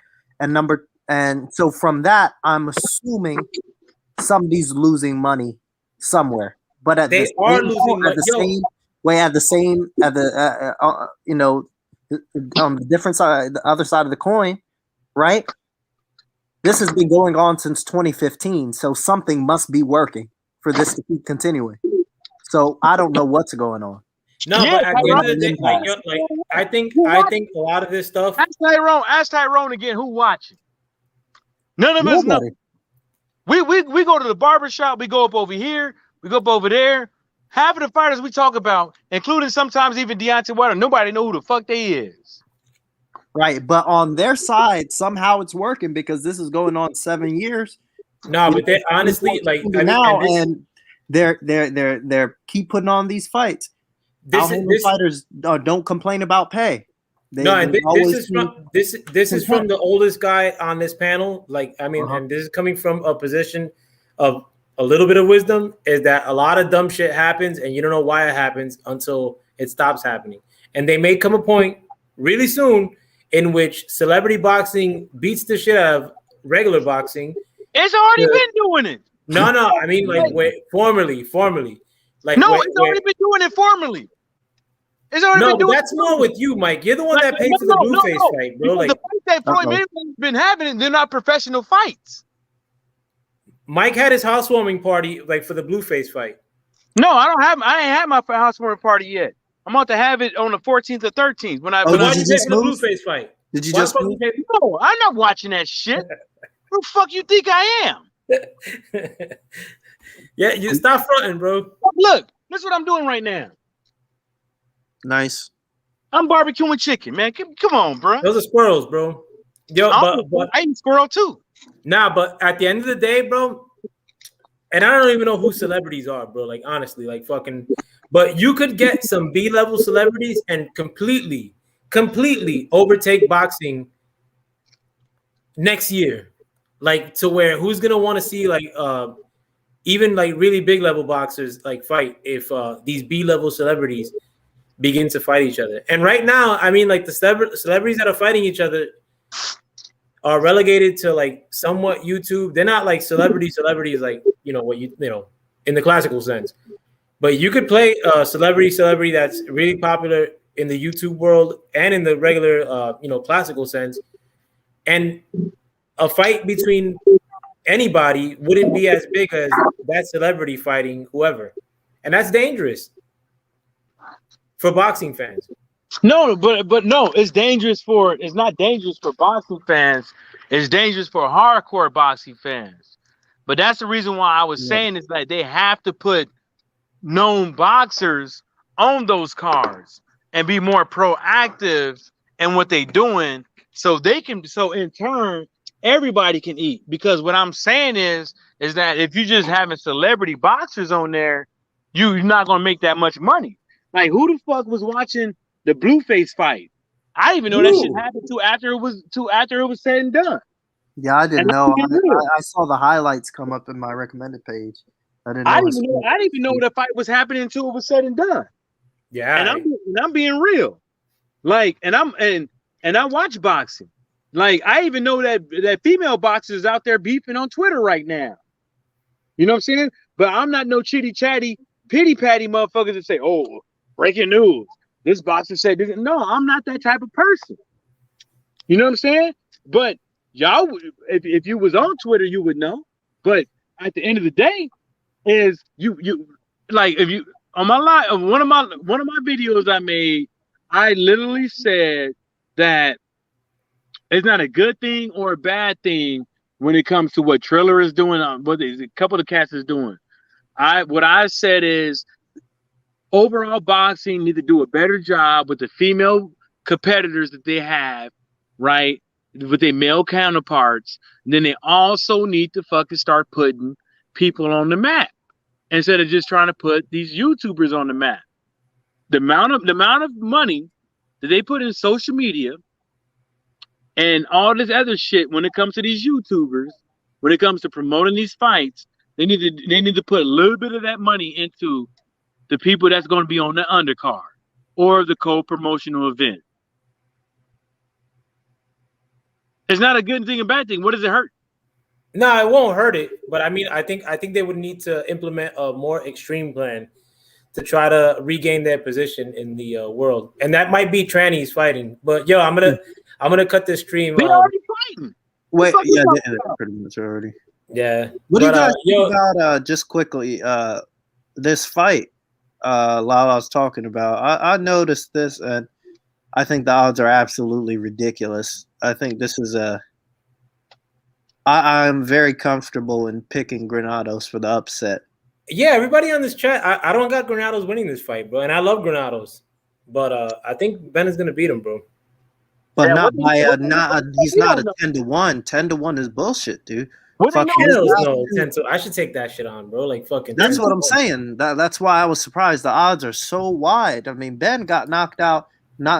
He was almost knocked out by a bum with a losing record. I don't care about his last opponents. Those guys were handpicked.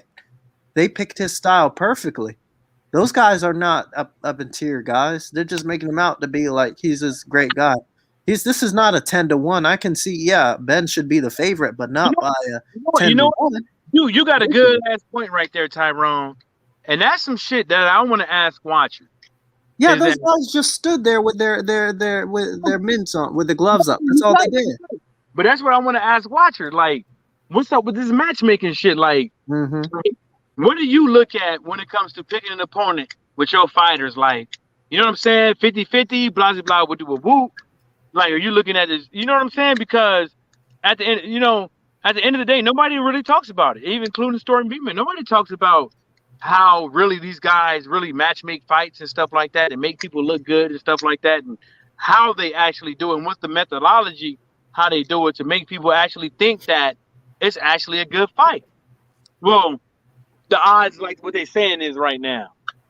Fucking yeah, 10-1, dude. That's insane. I don't know where they're digging that up from. Yeah, we should put in a bet for that right now, bro. Like that's fucking great odds. Try to find that, dude. They've got 950 on some. I saw one. He was like a 12-1 at 1,200 plus 1,200. No. Does 10-1 means $1 you get 10? Yeah. Damn. Yeah, plus 950. You put down 100. You get out. You understand that? Yeah. That ain't as bad as Andrew Ruiz. I put $50 down. I got like what? Like almost 250. I got 500. I put $50, I got 500. So he was a 10-1 in that too. Yeah, okay. That shit was I got my money. Well, I didn't get my money quick. Bovado, look, if you're gonna bet on Bovado, they don't have no fucking direct deposit. You either have to get a check and then deposit that check, and that check is gonna get sent to you from fucking Canada, and that's gonna take like 3-4 days, or you have it sent to you in the form of Bitcoin or something like that. Which I wasn't gonna fuck with that because didn't know how it is. It's gonna go up or down, and you're gonna lose money. You know what I'm saying? Take that bet on shit. 10-1, fucking. That's. I say I don't know. And I don't think Granado's gonna win that fight. But is that an MGM? That's delicious. Those are. How does it wrong? I saw it on Odds Checker, but Bovada has it on like a plus 800 or a plus 750. Bovada has it at a plus 750 at Bovada, but you can find sites as high as. It's saying here anywhere from plus 600 to plus 1,400 for Granados. Yeah, we keep going because I don't want to jinx the Meg game because it's only 1-0. I'm going to find somebody other than Bovado and put a good $50 on, man. Yes, I think that's a good, smart idea because only thing I worry about though is the weight. Granados is a good 140 pounder, dude. Garcia hits much harder than Ben. Well, not much harder, but I think he does. I don't know. I don't know, but 147 does make a difference. That's why I worry about for Granados. But I think if he can take a punch, he'll stop Conor Ben like he did Imam. What's up with everybody like digging this Conor Ben though? He's not all that. I don't see it either. Yeah. I don't see it either. I'm in the same boat as you will. He has potential and shit, but like, come on, man. Like, no, he honestly has the benefit of having a little bit of gift to gab, having a country behind him, and being in the weight division that people give a shit about for some ungodly reason. Dude, it's so much easier to build up in the UK and England, dude. It's so much easier. But that's the reason why I always ask Watcher what's going on in Australia, because you can't tell me Lucas Brown is always getting these fucking fights for belts, man. Only one of the heavyweight division. Something ain't right, man. It's like they always want him to fucking beat his guy, but he's always going to fucking lose. Yeah. Fight for a belt right now. Hey, Lost One, thank you for coming through. He wrote, Lost One wrote, Ben ain't his dad. Yeah, 100%. And he said his dad was man. I haven't seen you in a minute, Lost One, too. What do you think about this fight, Lost One? Isn't he from the UK as well? Who's that was mad? Conor Ben's dad. What was he mad about? I don't know. I don't know if he meant like mad in general or mad about this fight particularly. Yeah, expand on that, please. But his dad was that dude a little bit. In his day. Nigel Ben, what was he mad about, Lost One? Making this fight? Or the fact that he got knocked down by no, he meant like he was a good fighter. That's what I thought you meant. No, you're right. You're the Lost One. I think making no. What do you think about the fight, Lost One? What do you think about his upcoming fight?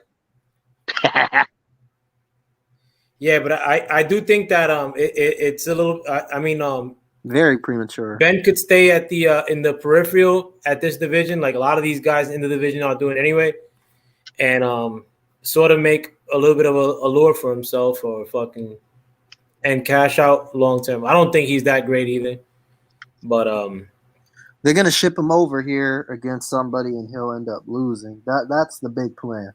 The same thing with Dillian White. Exactly.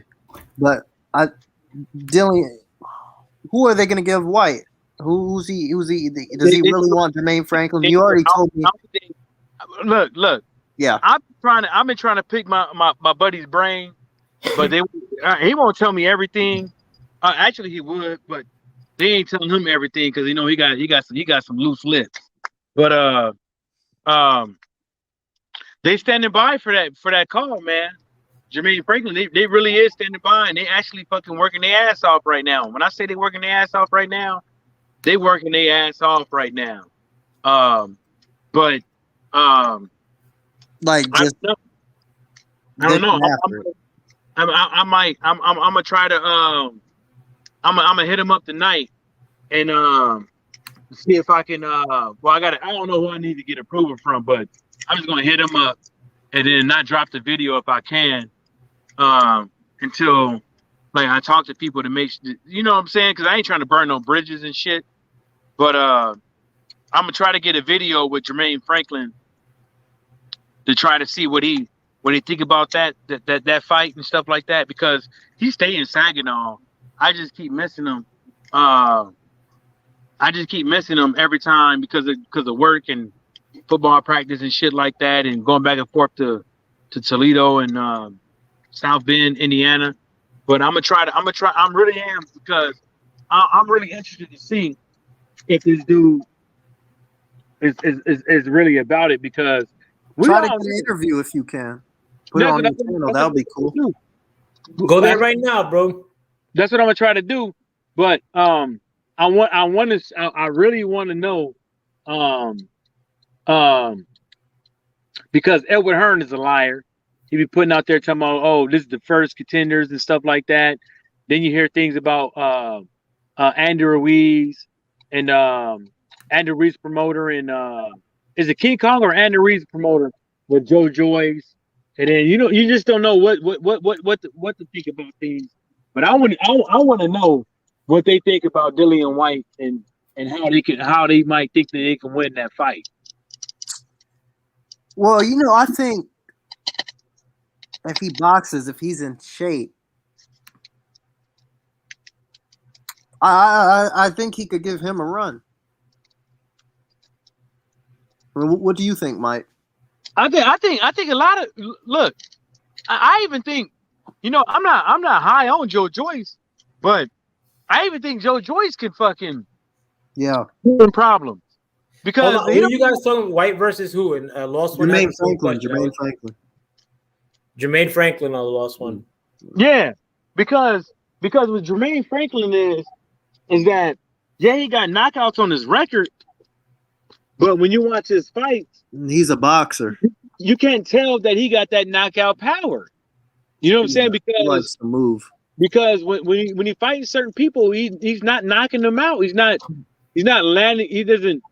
He's not placing his punches all that correctly sometimes. And I heard some stuff about him and his trainers and stuff like that. But if I was Jermaine Franklin, hell, I go down there to anybody camp, Wilder's camp. What's his name? Is right down the street in Detroit too. Tony Harrison. Yeah, he has his own gym over there. Yeah. You know what? I think he does train in Detroit. Yeah, super bad fitness or super something. Yeah, I think Jermaine Franklin does train in Detroit. He probably is already over there, but okay. I would be in Wilder's camp. Like you see FA and all these other cats up over there, like Gerald Anderson is down the street in Toledo. Like, but I'm pretty interested to see who we've been getting work from too. But also another dude I need to talk to is Tricky Dicky Noty. And because he knows some people too. Well, he know a lot of people. And I'm real interested to see what this dude been doing, because dude, you can go past the 8th round. I mean, that means a lot against Dillian White. Lost one asks who trains Franklin. You know what? I don't know. I don't know, but I tell L and my boy Tyrone this, but I'm not gonna say what I know about them. I'm not gonna say it out loud, but I tell them. Yeah, well, you told me. No, don't say it. Don't say it. No, I'm not. No, of course I didn't. I'm not saying that. But you already told me what the deal with Franklin is behind the scenes. But hopefully he switches on and he's training like you're saying you saw him train. So yeah. I think maybe in the future, as far as for Franklin goes, he could do his strength and conditioning with Michael Johnson, and then get some pointers from Timothy Moulton. Yo, you gotta stop that shit, man. You know now. Well, me and Tyrone don't like that motherfucker. Nah, that's the Michael Johnson School of Boxing, Saginaw edition. Last fight. Pardon me? Didn't he lose his last fight, Timothy Moulton? I don't know, bro. You go ask him when you're in the gym tomorrow. No, I'm gonna hit my boy up tonight, because he actually approved for me to go down there and actually do an interview with him. But I had work. I was about to say what I do, because I don't like to say what I do online. But I had work, and I actually hit him back and say I can't make it. But I'm really interested to see what this dude is about, man, because I actually know where Soul City Gym is in Toledo, and I know people that's over there, but I just never asked. I don't give a fuck. I go in there and clean the whole place up, just to do an interview. I'm that type of dude. But I'm real interested to see about what Jermaine Franklin and Gerald Anderson and these young guys is really about, man, because ain't nobody really talking about them. They talk about them, but nobody really know much about them. I know more. My buddy did security at his armed security. They armed at the club and shit like that. And Christian Shields popped up. My buddy was up in there and somewhere in Toledo, and Rob Easter Jr. showed up. Like, I know where to find these guys, but I'm just never available.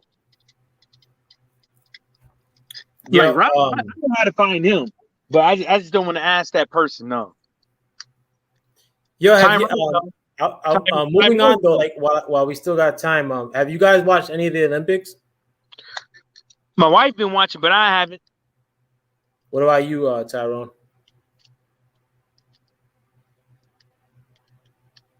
Tyrone still there? Oh, maybe he did a dip. Hey, you gonna laugh about this? I'm gonna tell you off the scenes how I can find Rob Easter Jr. Yeah, bro, I got mad love for the bunny, bro. Fucking, I fucks with the bunny, bro. It's travel. The Lost One said I haven't watched any. Are you? You're alluding to Olympics, I'm assuming. Yeah. And Lala D-Ro, I watched Keyshawn. Who's Keyshawn? Davis, I think. Who's that? I don't know who that is. What a morning, God.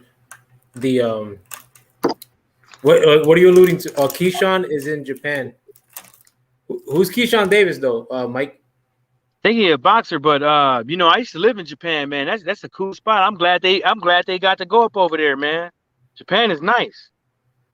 No, I haven't watched the second. I watched. I watched the opening ceremony for like 20 seconds, and then but I haven't watched like 1 second of the Olympics yet. If I was in Japan, I showed them motherfuckers the ropes out there. I showed them exactly where to go and eat, like go out there and eat, party, and all that stuff. Get the fuck out of the way of general public. The sightseeing shit, man. Woo! Just stay away from the chew highs, though. Chew highs, all you need is 3 of them, and you fucked up. Yeah, my bad, bro. Watcher said I'm alluding to messing around. I've had to do this morning. Coming back to the L5 Playland, my friend, and you're always welcome back. And if you want to jump on the stream, to you or anybody else, I'm gonna put the link up again. He can't come on right now. Watcher's too busy, hiding from them damn snakes on the ground. He got to keep his eyes on the ground and over there. Hey Lala, I actually do know who Keyshawn Davis is. I remember 503 talking about him a while back, and I think what's his face interviewed him like last year. God damn it. What's the other Texas guy? They even brought freestyle skating over there. It wasn't like really freestyle skating, but it was like one trick at a time. It looked like, but they got skateboarding down in the Olympics, man. Yeah, Lost One is asking you: is Japan expensive? Yeah and no. When I lived out there, it's like I figured out how to get meals for $5 a pop. If you go to Lawson's is like 7-Eleven. If you go to Lawson's or 7-Eleven, you can get some fried chicken. You can get like 3 pieces of fried chicken for like $5, or you can get the beef bowl for like $3.50. That'll do you good for a good 6-8 hours. What I was doing was I go to the mom and pop restaurants, Japanese, and I eat there, whether that is ramen, tonkatsu, which is like a fried pork cutlet, or chicken or beef, which is about like $5. People get fucked up going up over there. They go to the name brand spots and now don't go to the mom and like the small venue spots, and they're paying like $10-15 in there. If you want to eat steak and stuff like that, if you could find a VFW, that'd be $15 for a big ass T-bone, or and stuff like that. If you want to eat steaks, or if you want to go to out in town and eat steaks and stuff like that, what you do is you don't go for the Wagyu. You go for the I forget what it's called. You go for the other one, which is basically essentially the same thing, but it's a lot cheaper. Yakiniku, which is like your Korean barbecue buffets, or your sit down and they bring the meat to your table and you cook it yourself, and that's like $25 or $30, because most buffets is like $30. And some of those restaurants is like 30. That's all you can eat is like $35, and they give you a bottle of alcohol, and that's it. But you have a time limit. You have a time limit is the thing, and if you waste food, they charge you. So that's another thing. But you can save money out there, man. Like I save money. I had my own car, my own apartment, and your car was your apartment. Nah, it wasn't. I had an apartment. My apartment, I had 2 restaurants on the bottom floor, and those restaurants, the meals was costing me about like less than $10. And you get full. Lost One asked what happened to that Japanese heavyweight. I think they called him Sonic Boom. I think he may have been Chinese. I'm not racist. You bigot. I got a gas whoop. The and Watchero, he's Chinese. You talking about the bald-headed dude, the bald-headed Chinese guy. Yeah. And what's his name again? I don't know. I know who you're talking about though. He's a little on the small side too, if I remember correctly. No, he's not. That motherfucker. Maybe I may be misthinking. But Lala D-Ro OL you mean that Rough House and Legendary? Yeah, Legendary, when Legendary interviewed him. AJ was going to fight him up at Bird's Nest over there at one point. I'm assuming you're talking about the same Sonic Boom dude. Yeah, but Lala D, you were right. It was Legendary. And maybe it was Rough House, but I do remember Legendary. And please, if you guys don't know Legendary Top Cats and Rough House Boxing, please. Over in a minute, but I just ain't been over there in a minute. Pardon me? I say I'm still subscribed to them, but I just ain't been over there in a minute. I actually I've been listening to Legendary a lot more because he's talking a lot of the stuff that I like as far as who was here historically in this country long term. I love that kind of stuff. I finally caught Eagles Web today when I was I was fishing today on my kayak, but I was listening to him before he went off, but I just, you know what, really tell you the truth, man, I'm trying my hardest just to stay sane and positive and shit like that, and not getting too much of the negativity and stuff like that. That's the reason why I talk like I do when I can catch it. But sometimes I can't catch it, and then I just go off the rail. But I just try to catch the shit and just try not to be too confrontational and shit like that. Because I just think that shit is just fugazi, man. Like when I gotta cut somebody out and call them out of their name and shit like that. And besides Tyson Fury, because that dude just but I just try to keep it like that, man. But that's the reason why I just been trying to stay on my own a little bit with a couple of these YouTube channels, man. There's no offense to anybody, but it's just something I just been working on because I got anger issues, and I just been trying to work on this shit, you know what I'm saying, L Foul player? Yeah, nah, and I mean, I don't want to talk out of two sides of my mouth either because I do partake in a lot of stupidity. But, I mean, I don't regret anything I do. I mean, like, a lot of times if I do speak my mind, it's not because I'm trying to gain fanfare or I just don't like bully shit. And, you know, at the end, you know, this is coming from somebody, I mean, in the past, I mean, like, I've always had that conscience about me, like, where, you know, if I, like, when I would be a dick a lot of times to people, like, a lot of times I would feel bad after the fact. I mean, when I was a teenager and shit like that. But, and one thing I find that is funny is that if you're going to talk shit about LFL player, just go out there and check this dude's resume, man. and you will find out that, you know, he ain't no pussy. You might think so, but you might want to check your resume before you start talking No, about. and even before that though, anybody. I mean, like anybody, like a lot of people, like within the boxing community and all that shit. I mean, within YouTube boxing, have my number. I knew before you told me. No. I mean, like as far as like reaching out to me. Remember, I asked you, and I showed you some shit, and I was like, "Yo, man," I was like, I looked some of that shit up, and it's corroborating. And some of them dudes you be talking, you have on your channel, that one dude and shit who was talking. Hey, man, something ain't.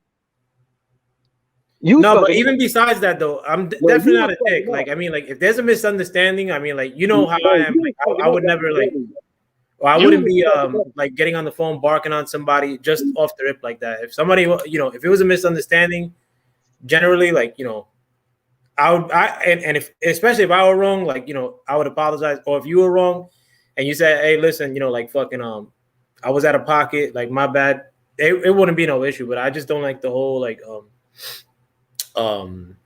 banishing people because you're on whatever channel and like fucking sometimes like these insults they go really out of pocket, like fucking people insulting people's like moms and shit like that, or kids, like, wives, like fucking saying people are COON, like I don't know, it's just stupid shit. Like, so when I have partaken in the past, it's not because I have a hair up my ass and I'm looking for something to do. Like a lot of times it's if my name gets dragged into something, I'm not gonna like fucking stand in the weeds and like not say shit, like because it don't cost me anything to say something. And the Mets won too, bro. Oh yeah. How much? 1-0. That's a win. I was watching, but I mean, but YouTube beefing, it is corny. Even though I've partaken like in the very shit, like fucking but it just sucks too, like when you're at the receiving end, like everybody on this panel at some point has probably been through, like where like, oh, this guy's an asshole because he goes to this channel or that channel. As long as like you're not on another channel like making fun of or joining in on the party, like fucking then who cares, bro? You could like there's people that watch fucking God knows what on the internet, like fucking gay stuff or like, whatever, bro, bestiality shit. Like, who's to say? Like, not me, but you can't really admonish people like unless like they're throwing it out there like that or like they're partaking like fucking in like. But if he is like, if they is doing all that shit, like.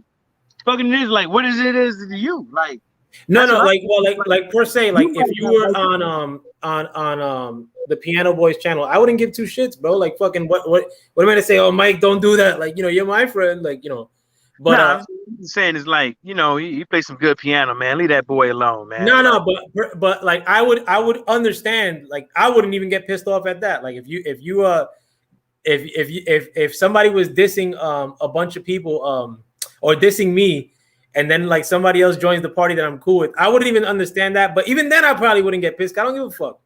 Like if you did it, like you'd probably be like doing pranky stuff, like how we always diss each other when we see each other on other people's chat. Like when I see you on the chat in somebody else's channel, how I always insult you and you insult me.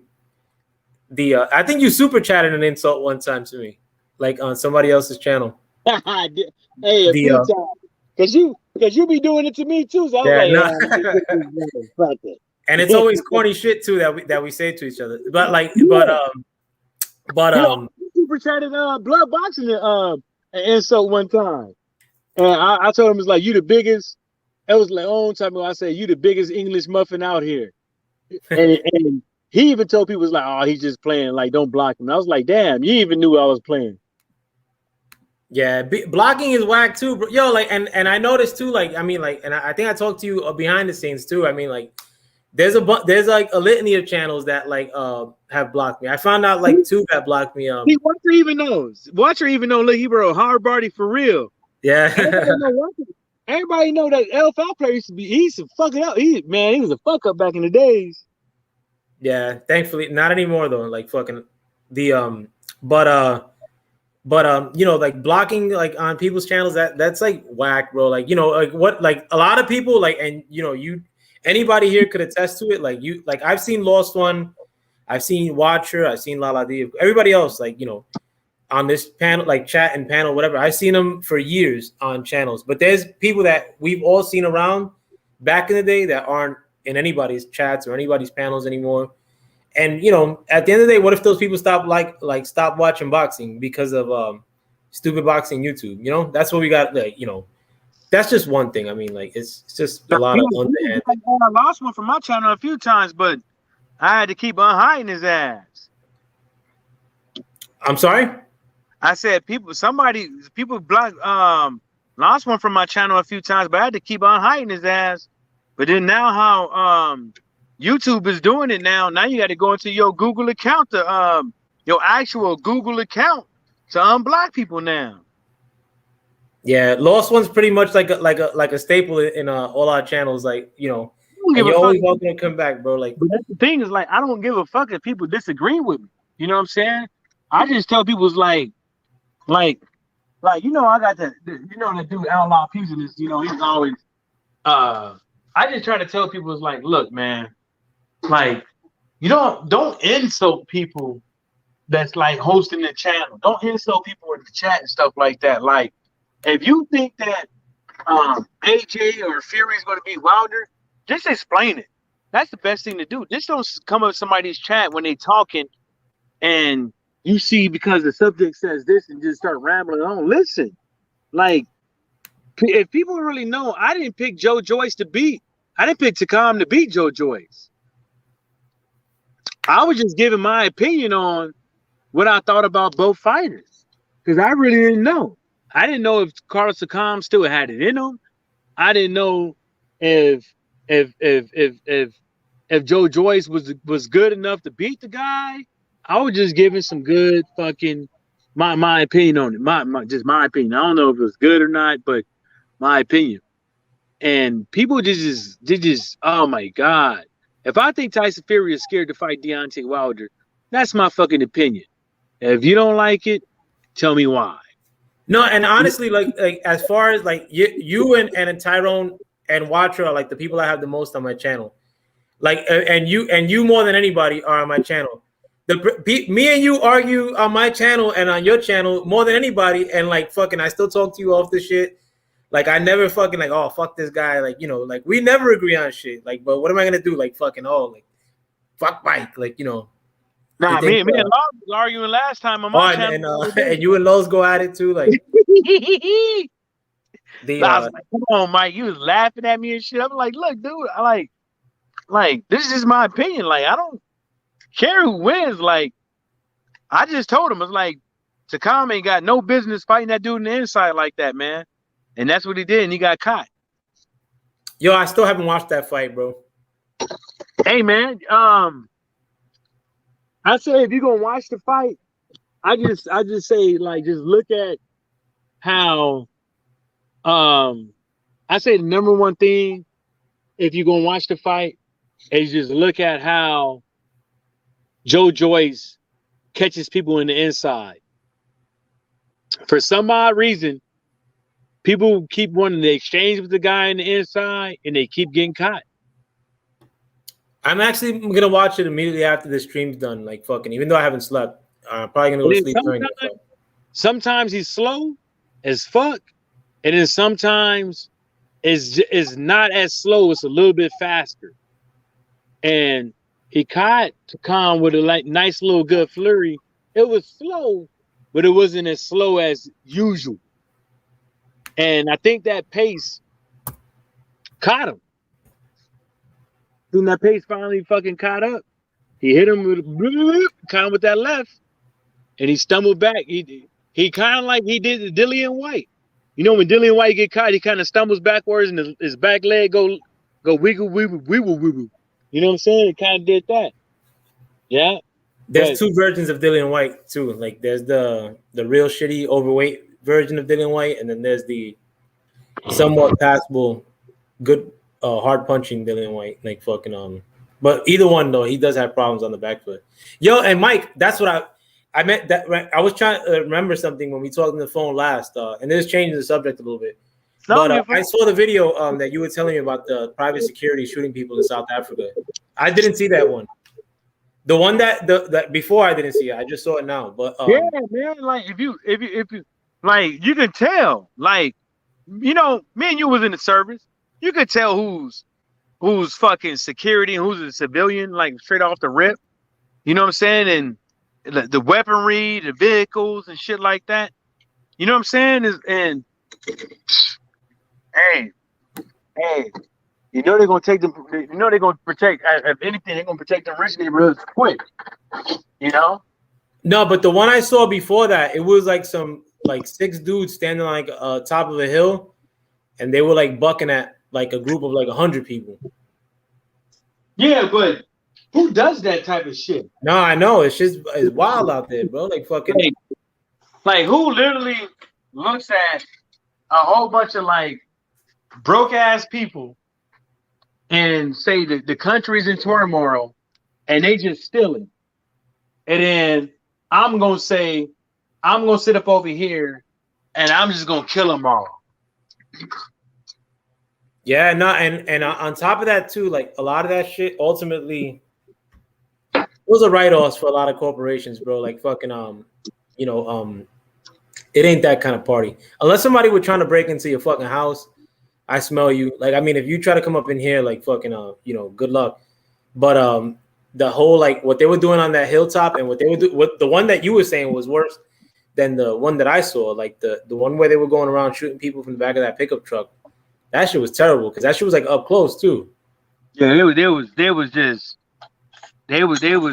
can hear him like, and you can see the dude that was driving. He wasn't even from there. You could tell his accent wasn't even. It's like an Indian guy, huh? One of them seemed like an Indian guy. He was.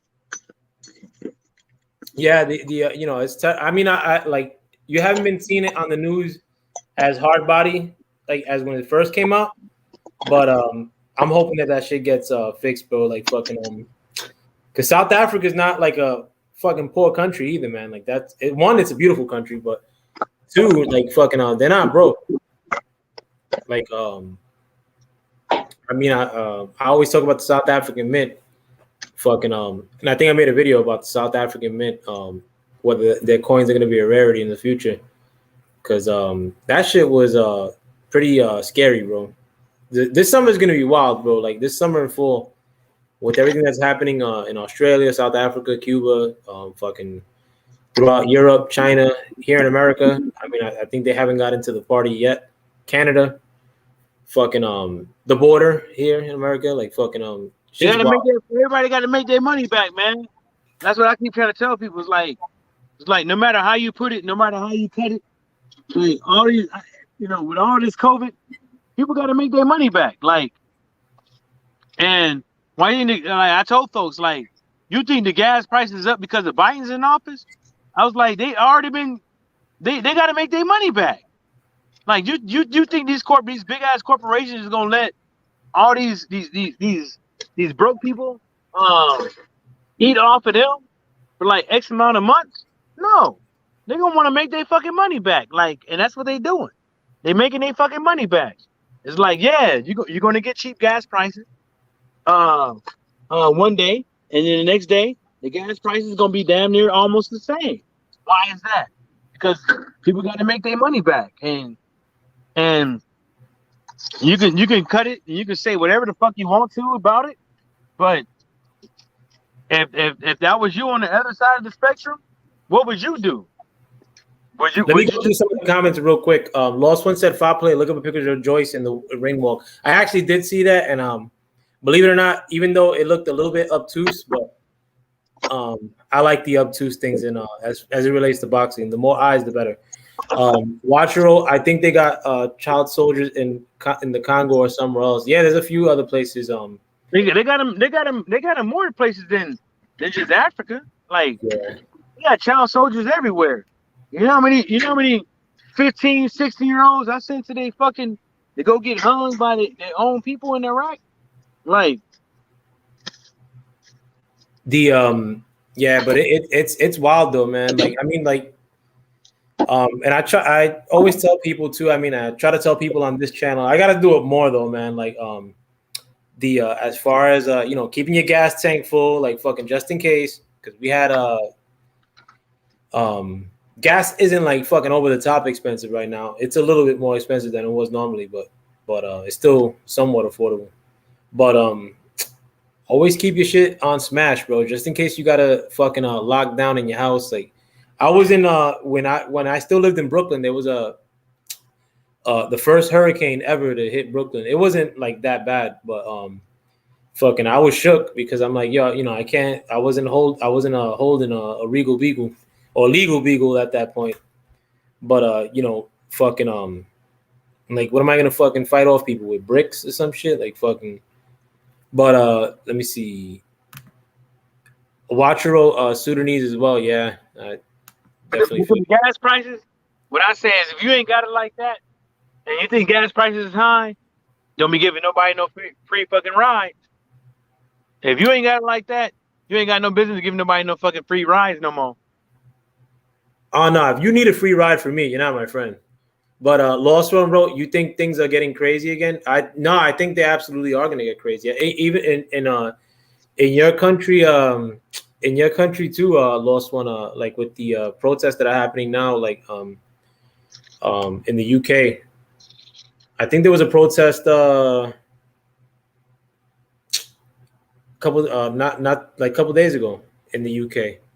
But shit is popping off. And the thing is too, like the whole censorship thing, like that's happening. Like, we should be knowing that all these countries, like including my own country, are like wilding out right now.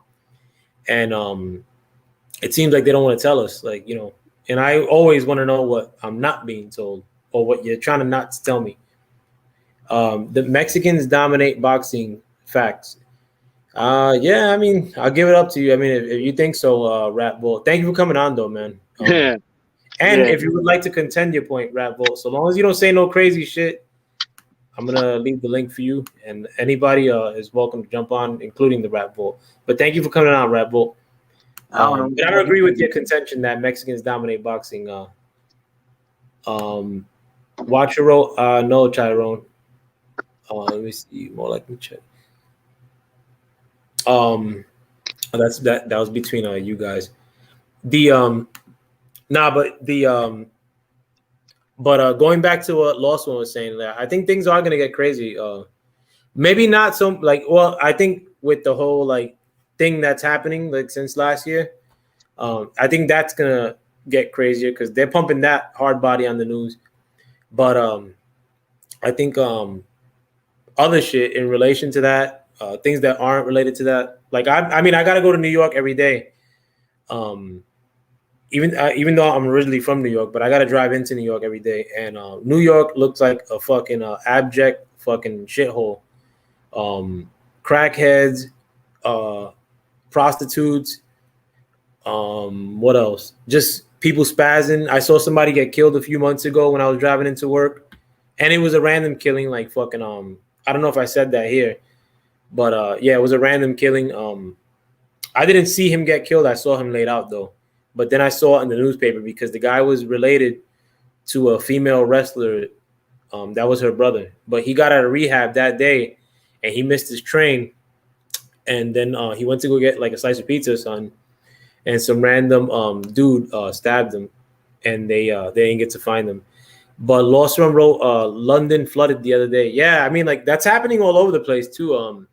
And I've actually looked into that, like as to why all these floods are happening throughout the world. And if the west coast of this country, which is like the breadbasket of the world, is going through like a severe drought, in addition to going through a lot of fires, like the west coast of America, California, Oregon, they're going through a real bad fire spell. According to some people, they're saying like because the moon has been red lately here in New York. and they're attributing that to the fact that there's these forest fires that are happening out west. So who knows, bro? Shit is wild right now, like, you know. Or maybe I'm looking at the window because it's scenic. Maybe you know, I watch a lot of scary shit on YouTube and fucking I'm only looking at things through that specter. But I'd rather look at things through that specter than like looking at YouTube to be solely entertained. And, you know, I'm not saying I'm no fucking scholar, bro. I'm a bum like fucking you know, just something to think about. Yeah, Lost One wrote a red moon. What the fuck? Yeah, it was like red orange. It might be like that right now, and it was a full moon these last 3 days. But let me see. Whatever, Ty. It can't be that good. I like that's between you guys though. I don't know what you guys are talking about. Yo, Mike, was the moon red like by where you're at? Oh, he's on mute. Did I mute you? Let me see. No, I didn't mute it. Oh no. But no, it was definitely red here. Say it again. Yeah, that game we had Saturday against the Detroit Metro Raiders, we had like three tornado warnings, and it flooded in a couple spots over here. Not bad, but you could tell, like, you know, the city ain't built for no big ass rain and shit like that. You know what I'm saying? Oh, Roger wrote the moon was red yesterday for me. So I mean, like, I think that's fugazi. Like, as far as them attributing the red moon to the fact that we have forest fires in the West Coast here in America. Like, I think that, you know, especially now, like with you in a entirely different continent, saying that it was red out there, I think that they might be bullshitting us. But there was something else I wanted to mention too. No, with the tornado shit, man. Like, I don't know what it is, bro. Before I die and I leave from this earth, bro, I gotta see at least one tornado in person, bro. I'm dying to see a fucking. I'm not trying to see one. Nah, even from far, bro. I need something, bro. Like I've never seen a tornado in person, like fucking and I mean personally, I never had a three-way with two broads at least, like fucking and these are things before I leave this domain, like fucking maybe luck will strike me, fucking. But I definitely I think I'd rather see a tornado than pulling off the three-way, because I had a chance at pulling a three-way a few times, but I almost cock blocked myself. But apparently before you leave, you must meet a wild crocodile. No, I actually did see I saw a wild alligator watcher because I have a house in Florida, and that area of Florida, like when you drive like maybe 15 minutes from like the main area, it's called St. Lucie, Florida. Nah, man, we talking about crocodile. Now, I've seen an alligator. The one I seen was like huge. Yeah, no, I never seen a crocodile. I seen some big alligators though, but not like. But I seen one recently the other day. I mean, when I was there last. Lost One wrote, apparently the West Coast is due for a big earthquake, possibly. You know what's crazy though, Lost One? 2 times. Yesterday Sunday morning when I was in the supermarket, and another day when I was in Manhattan, I felt like the ground shaking a little bit. Nah, I've been in 2 earthquakes, but this almost felt similar to that. So maybe I was hallucinating. But no, the West Coast, man, we've been due like for like a long time. You've been in an earthquake, Mike? Huh? Yeah. Japan, right? too. Yeah, no, Japan, the buildings look online. I mean, the skyscrapers, they be like this. Fuck that. Yeah, my apartment building. I'm in my apartment building, and then you watching TV, you will see the door doing this. Yeah, bro. Moving back and forth. I mean, like for the crazy stuff, I've told you guys before. I've seen ghosts and I've seen people get possessed.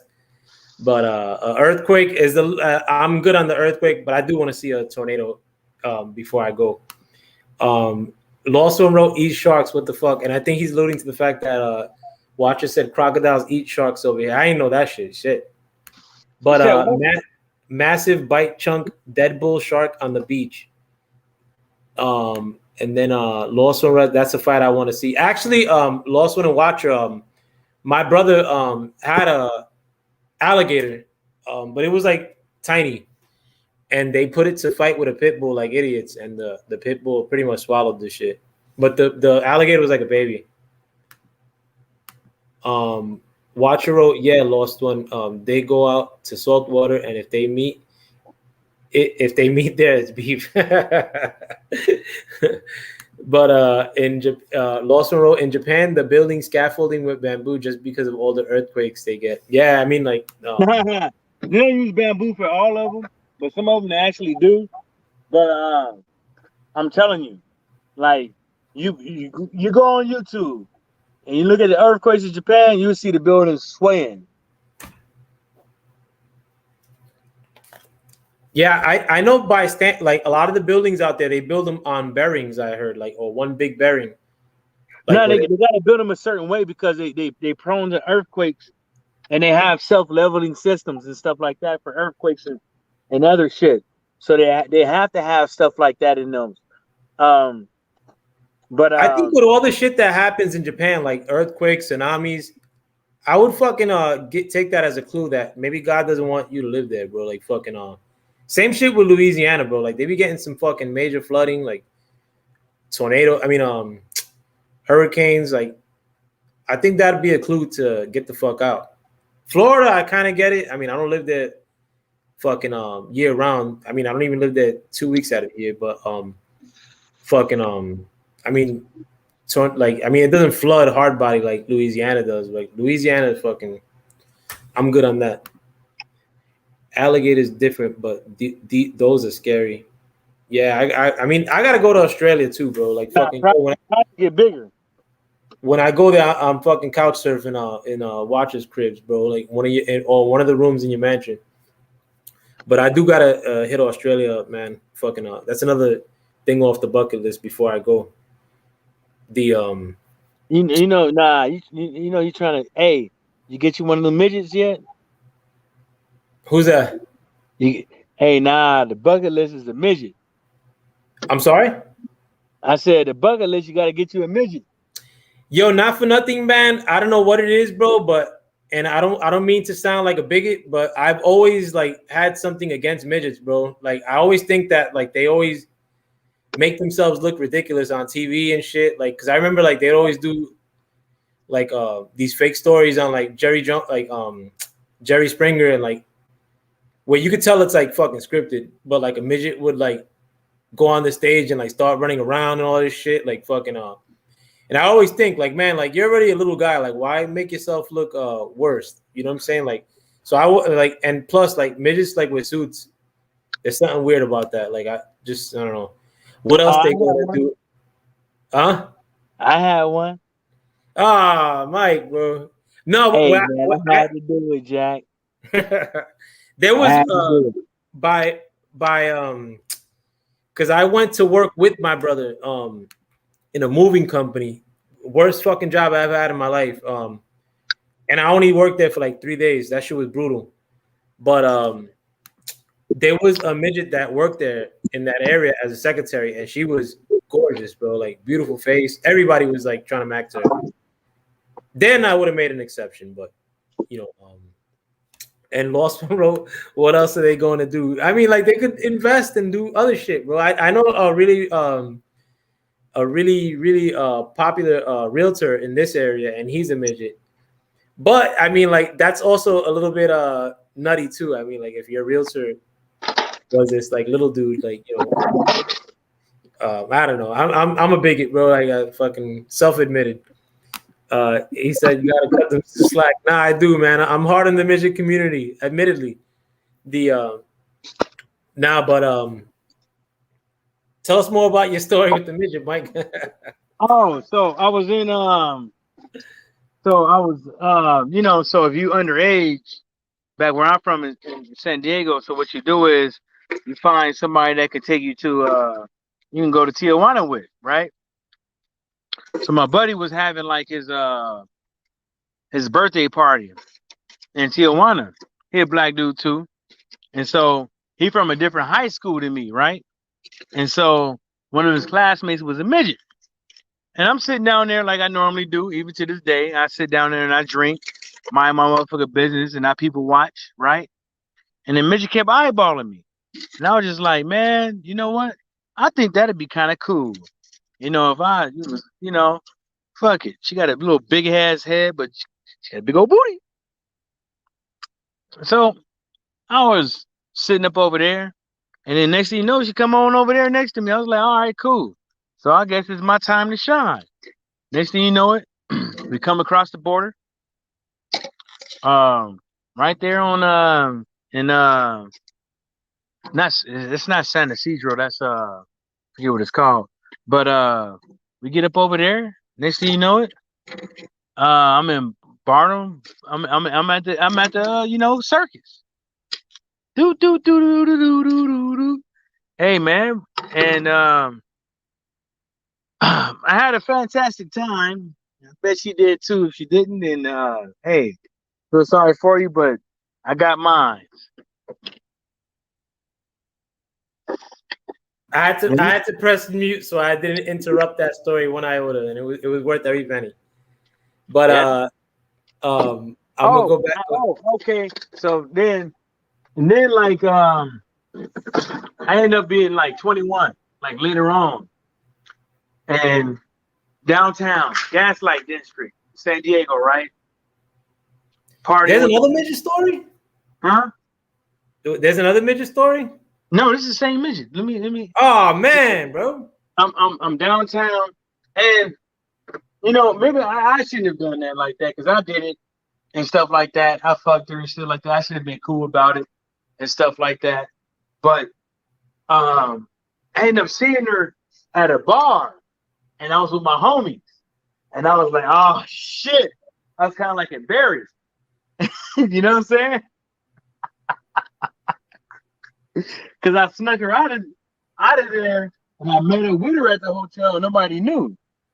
Now I was kind of embarrassed, but I should never did her like that though. I should have. I said what's up and stuff like that, gave her a hug and stuff like that, but I think that I could have been a little bit more friendly, like I normally be, but I wasn't. I was literally embarrassed that I was, because I'm surrounded by like people that don't know me and people that do know me. It's like 25 people and shit. And I was kind of embarrassed. I was like, damn, man, how did people looking at me like, how you know that midget and shit like that? And it's like, you midget fucker in my head, I'm thinking. And I should have just been legit with it and tore the ass up again. No. Thankfully, like you got out of that one unscathed. Nah, but he wrote. Hey, look. I got the blood whites assigned in the house. Fancy. The Watcher wrote "cruel individual" Mike is, and then he also wrote, "Nah, fuck that. You're a true coward. I'm kidding." The yeah, you should have at least dapped her up. You fucking dickhead. Yeah, I was that day. I'm not even gonna lie. I was a true coward, and I literally should have been my regular old self and been cool with her and told her that one more time for old time's sake. Well, probably more times than that, but yeah, it was cool shit. Nah,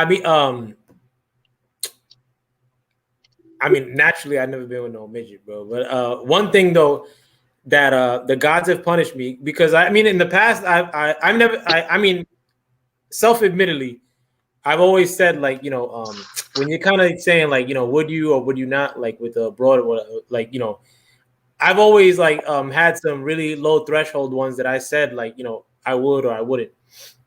More I would, but I'm not saying I'm no Mac or anything like that. But thankfully, I haven't been with that many like or like ugly broads. But the gods have punished me because every time like I've been with a substandard like broad, she's always been like batshit crazy. I mean, actually, the ones that have been batshit crazy, were usually the ones where I played myself and did that, like deviated from what was already a pretty low standard. But Well, let me give you a story on that, right? So a chick that I wasn't fucking, right? My homie. I was like, okay, cool. You ain't got nothing to do. Come over to my grandpa's house. We having a barbecue, right? And needless to say, my grandma, she doesn't have a filter, right? And the first thing she said was, "Who that bitch coming here with that Diana Ross wig on?" I was like, "Oh." I was like, "Damn!" I couldn't say nothing. Like, what am I going to say? Like, I'm gonna tell like my grandpa had to step in. He was like, "Ah, girl, leave her alone." It's like, leave that woman alone. My grandpa started talking to her, and then my grandma started just like, "Oh shit," digging on her. And I mean, I was even hitting. yeah, I mean, I'm trying to find out if my lady's listening, like, because I'm gonna tell you the worst story that's happened to me, and it was with a substandard broad, and she was married too, which I didn't know at the time. But let me make sure she's not listening, because my wife's not here as we speak. But no, but another time though, I was messing around with this gypsy chick, and it was kind of like a one-off thing, but a lot of times, like, because she lived like in the area where it was like kind of like popping, like where all the bars and clubs were. So a lot of times I would crash at her house, but a lot of times when I crashed at her house, like I was like under the influence, like drunk. But one time I woke up because I would usually like knock out on a sofa, and one time I woke up and she was like sitting on a chair next to the sofa, like wide awake. So I woke up like kind of maybe I had a bad dream and I woke up and I saw her too, and then I was like, oh shit, like fucking. I was like, what are you doing? And she was like, watching you sleep. So I was like, why? I was like, why ain't you sleeping? It's like, oh no, I usually do this, like, I like to watch you sleep. So I was like, could you not do that? And she's like, oh, you're in my house. I was like, yo, let me just bounce, bro. Like fucking, it's time to bounce. She's like, oh, you're not going nowhere. I'm like, the fuck is wrong with you? But and she's like, oh, why? Like she was like about to cry, like, oh, why are you leaving? I was like, I usually leave anyway. Like fucking, I was like, what's the problem? I was like, you don't gotta act crazy. And out of nowhere, she smacked the shit out of me. Boom. So I just ate it. I was like, I'm not gonna hit her. So I was like, I'm out. Like, don't call me again. Fucking But anyways, we had like a bunch of shit going on at work. Like I had a bunch of shit going on outside of work. And long story short, I ended up getting pneumonia. I got sick as fuck. I never had that in my life. But in addition to that, like the girl that smacked me, she said she was pregnant. And the thing is that I always jimmy up, like, ever since I was a kid, like fucking like from 14 on, like I've always, every instance, like pretty much I've jimmied up. But since I was drunk, when I went to a house, and pretty much every other time I went to a house, I was drunk. I was like thinking, like, did I fucking not jimmy up this time, or like, so to fucking as a penance, like I pretty much stopped drinking and having sex for like, well, I stopped having sex for like 11 months, and I stopped drinking for like 18 months. Because I thought it was like God punishing me, but that was like fucking one of my crazy girls. That's not the worst crazy girl story. I'm just making sure my wife's not listening. You know what?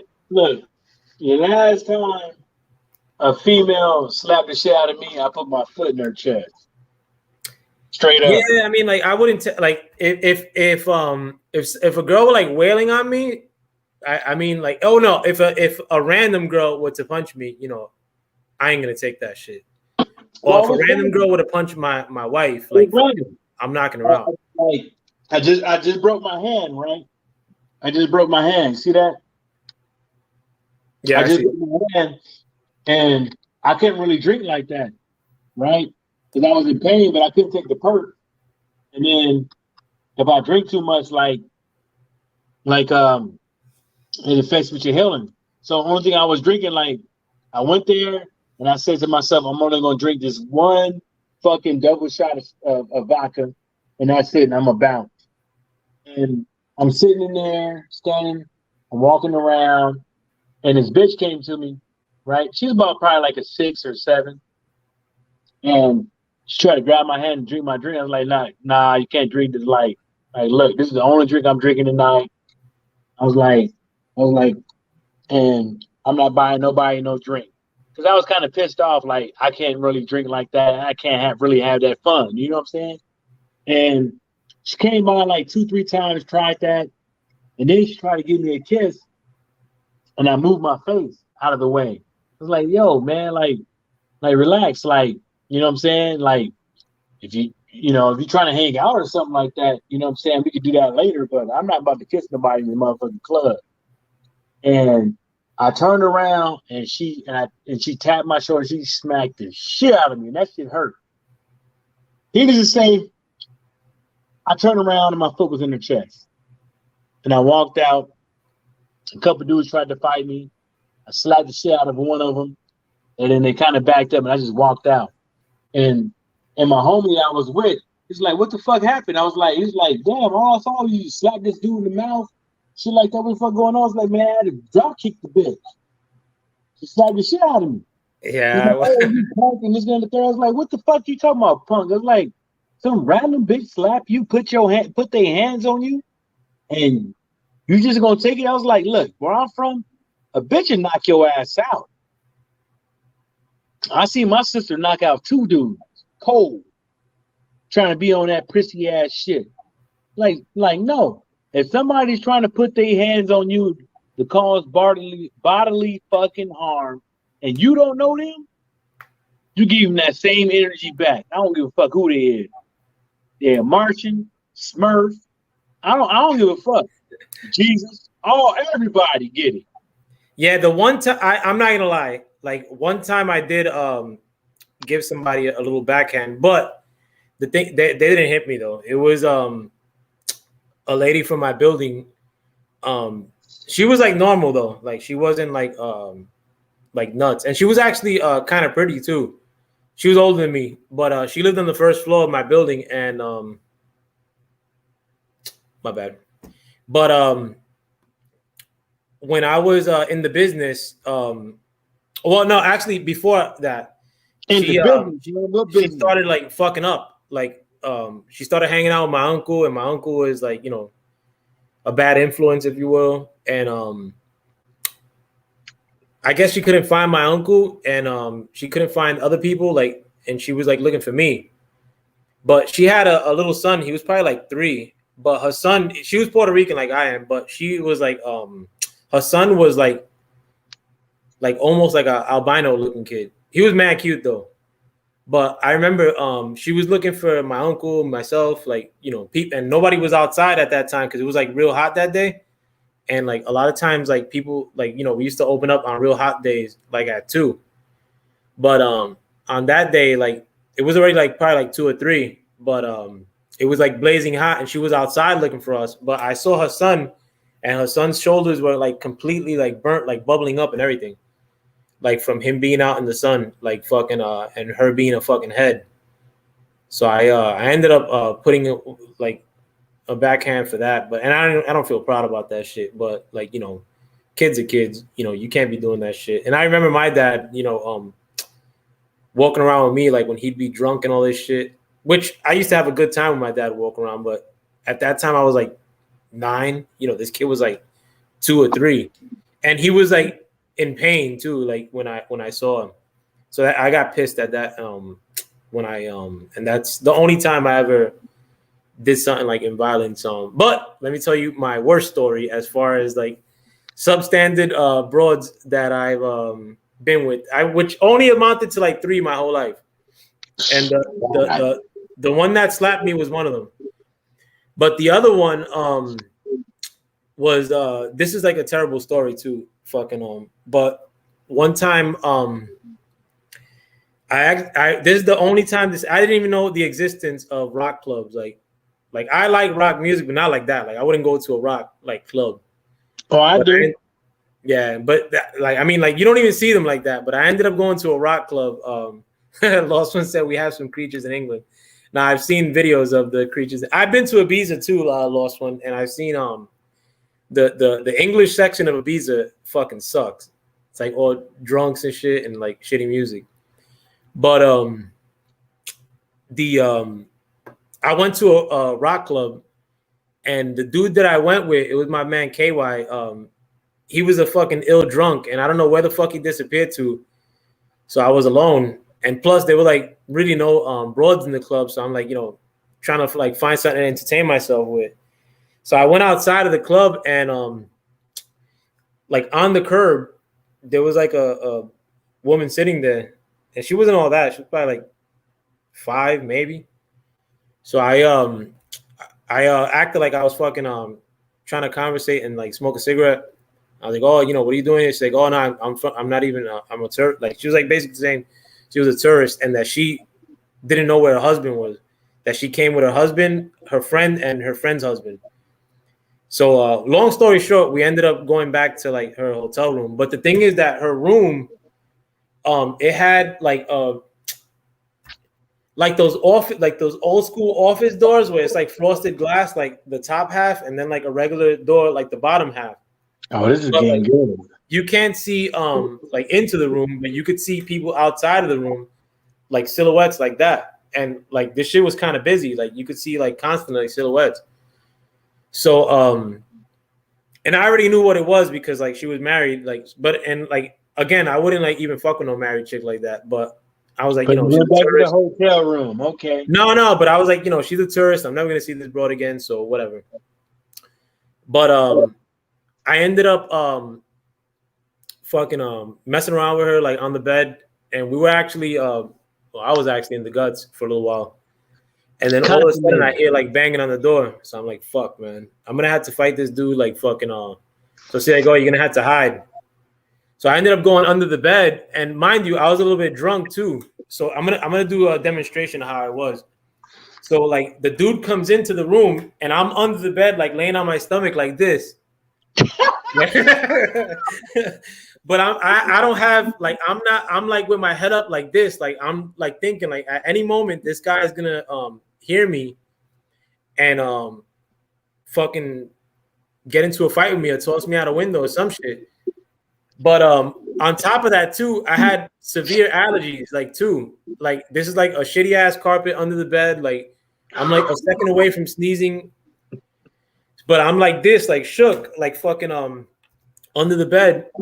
And they're like kind of like fooling around in the bed too. Like she's talking to him like about like, and I was like finding the suspect because I'm like, yo, like your wife disappeared, like she's a tourist, and like you're not talking about like where the fuck did you go and all this shit. So I'm like, what the fuck is happening here? But I was drunk on top of that, and I'm like, I'm under somebody's bed, like fucking out of nowhere, bro. I fell asleep.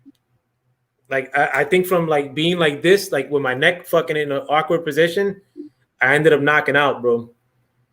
I don't know how many. I mean, when I went there, it must have been like 2:00 in the morning. When I woke up, it was fucking daylight, bro. And I heard like a door close, and she's like, "You gotta get out." So I fucking I jetted like fucking. She was trying to kiss me too. On top of that, like I guess her husband went to the bathroom. Don't even fucking touch me. But I ended up jetting out of there as fast as I could. My pants were undone and everything too when I went into the bed. Fucking I jetted out of there, and I fucking didn't have a ride either. My friend left me, and this wasn't like a New York train. This is like kind of like in the boonies. So I had to take like the trains you pay $20 for, like a long distance train. Yeah. But then when I got to the train station, I had to take an ill leak. My friend, when I went to the bathroom, I had the fucking crinkled up dry condom fucking all on my shit, bro. And that's another time where I was like, I gotta stop drinking. But that's like the nastiest broad like that I ever was with, and it was like one of the most terrible experiences. Yeah, so that's it. So now you guys got a piece of me like fucking the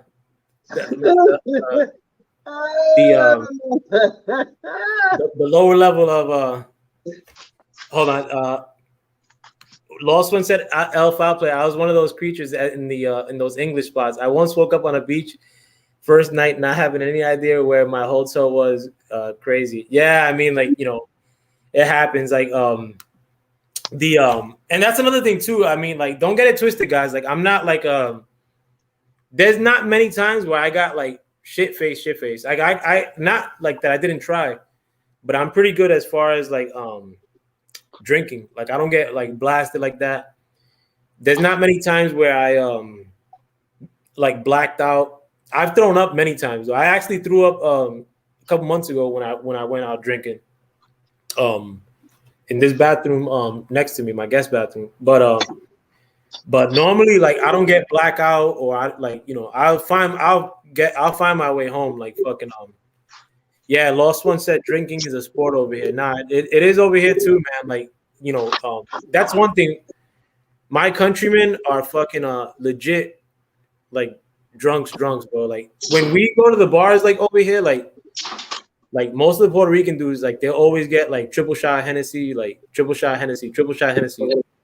like $40.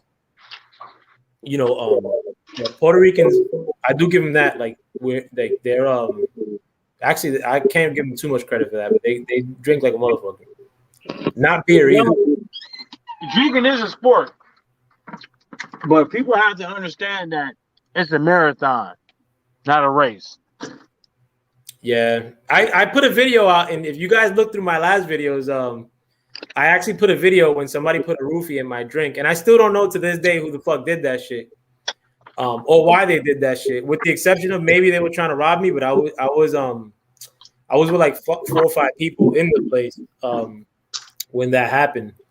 So, that happened to me in Japan, but it didn't work. Oh no, this shit worked, bro, and it shit worked instantly. No. It happened to me and my boy I call Big Dave. We in Japan, right? Well, when I was in Japan, we still to this day trying to figure out how the fuck did we drink that much. We was drinking sun up, sun down, and we left and got home like sober, but we couldn't sleep. That probably wasn't a roofie then. We couldn't sleep. Like, I talked to him, I was like, hey man, how was your night? He was like, man, try to go to sleep, but I couldn't. I was like, yo, I couldn't go to sleep either. I was like, man, I went home and I swear I was on my PS4 for about like 5 hours playing video games. Like, I was on the phone talking with people and everything, couldn't go to sleep. And he said, yeah, man. He's like, I went home and I was fucking. I went right back to the gym because I told him that was Big Dave. That was like, Big Dave, right? Big Dave, woo, that boy big to the motherfucker. When I say he big, you do this, it's solid.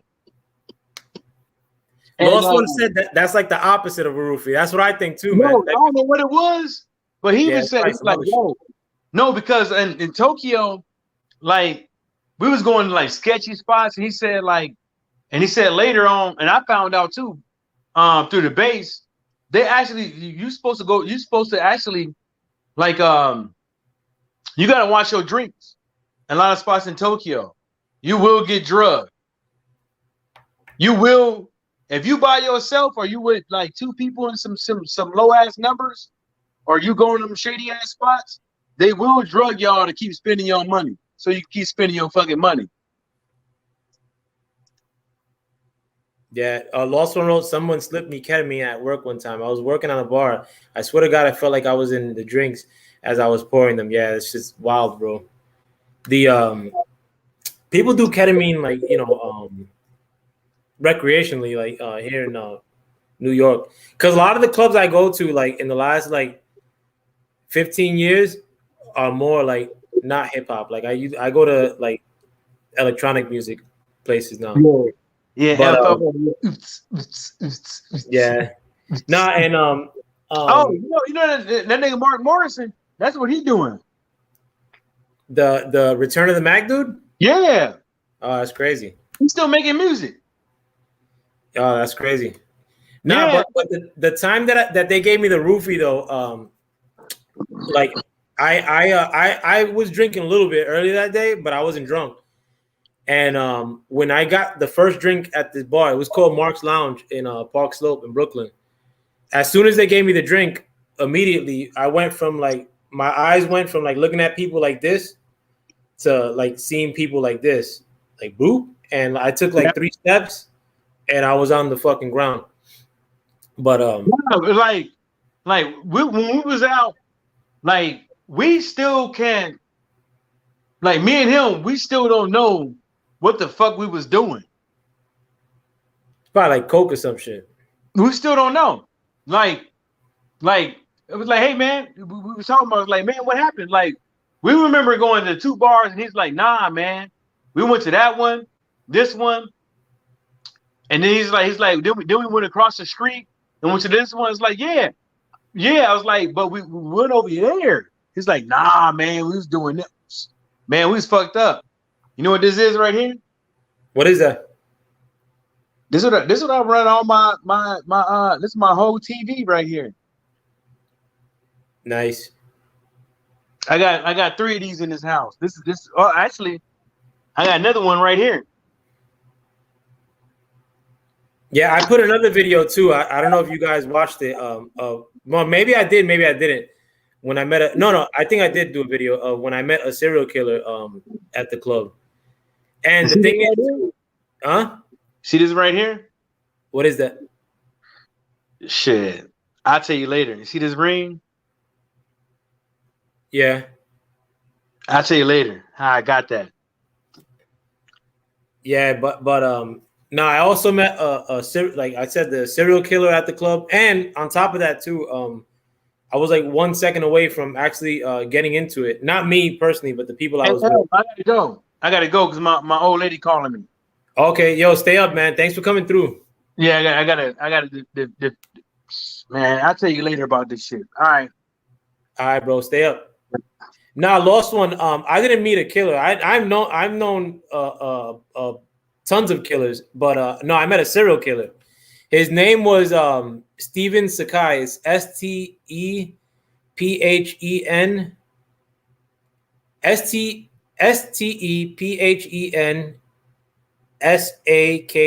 Sakai.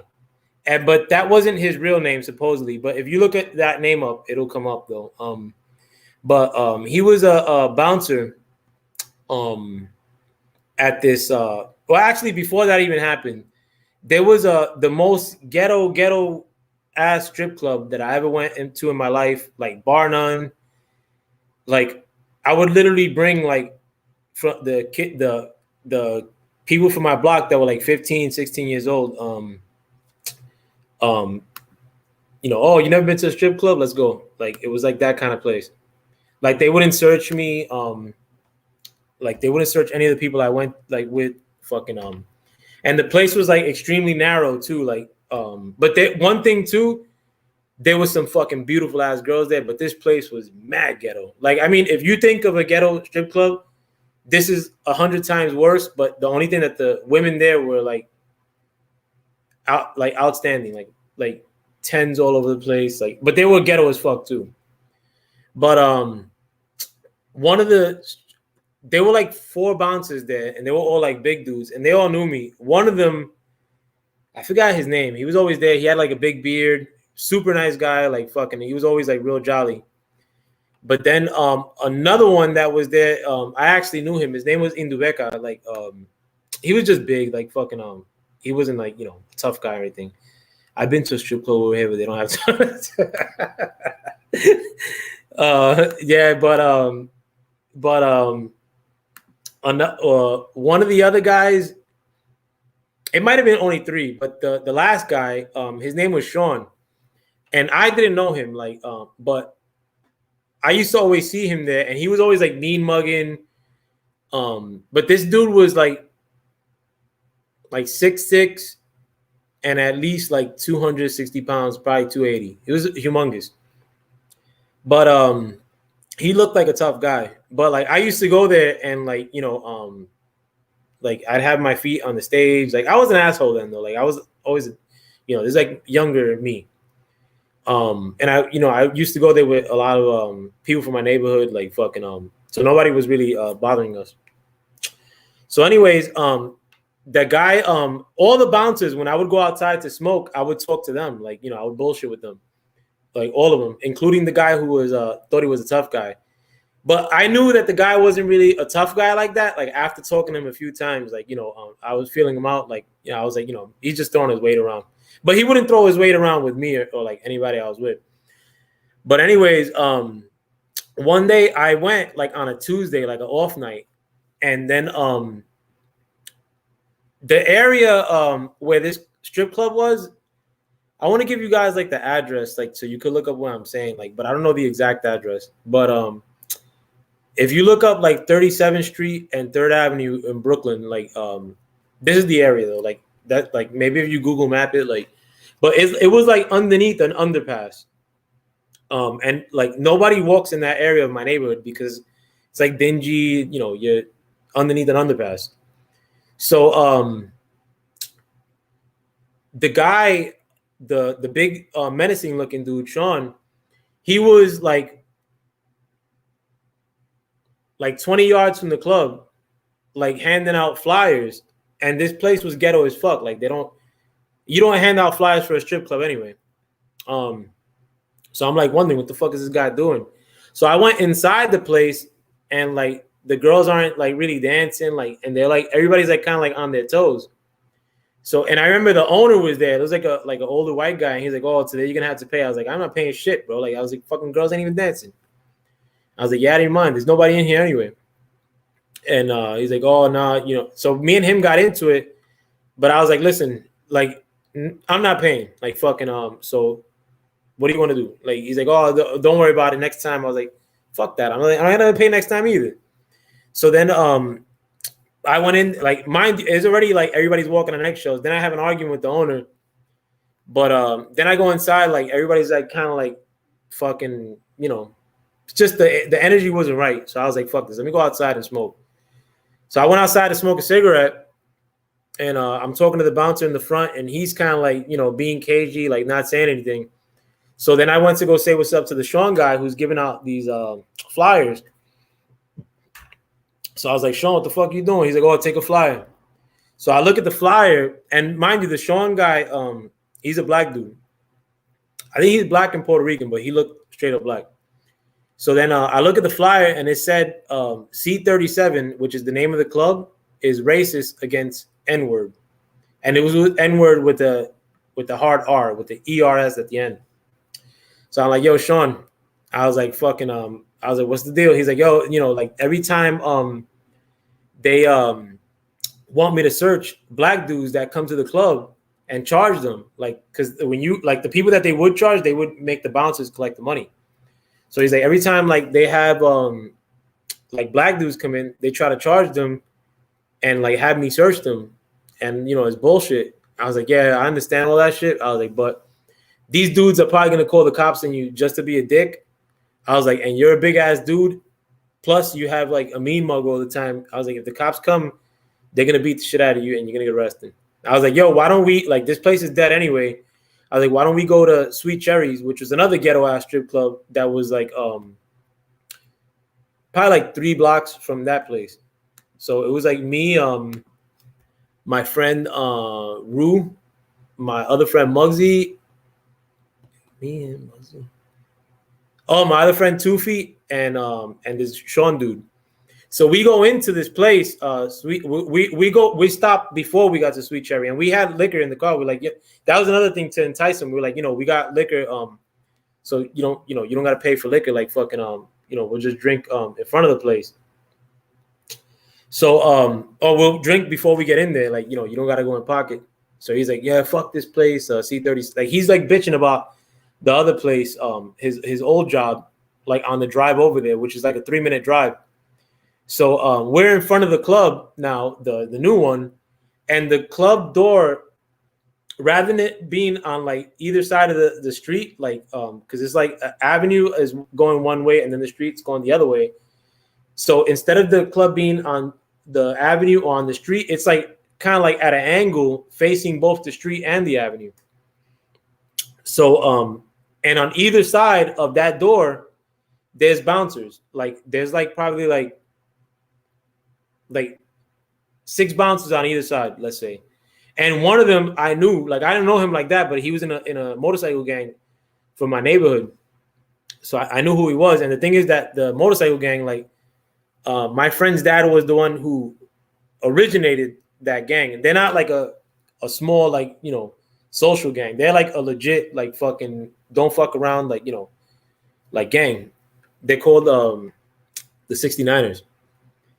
So I was like, you know, so the guy Sean, he's like, we're talking about fucking God knows what, and he's talking about his old job, and he's like, bro, I'm fucking pissed off. He's like, yo, we're gonna go into Sweet Cherry and just follow me, like fucking don't say shit to the bouncers. We're just gonna walk in there, like fuck these dudes. Like he's pretty much saying like fuck the bouncers from this place. So I was like, yeah, you know what? Like fucking let some steam off, like fucking So he's marching into the place, and we're like right behind him, like idiots. And none of the bouncers like stops him, and he's probably like bigger than every bouncer, like not by much, but he's definitely bigger than every bouncer. When he gets like almost to the door, like a bouncer stops him dead in his tracks, bro. And he's like wearing a fucking full black suit, like the bouncer, and it's like a Japanese like kind of suit, like the ones that Bruce Lee wears. Like where it's like a priest collar, like but all black. And it was a bald-headed black dude, probably like 6 feet only, maybe like 180 pounds. And he had glasses on and like a Fu Manchu mustache, like one of the Chinese guys' mustache. So if you're still listening to the story, put like a 1 and shit, like fucking that way I know you're still with me in the comments. But So and let me drink water too. Fucking I've been blabbing my whole mouth.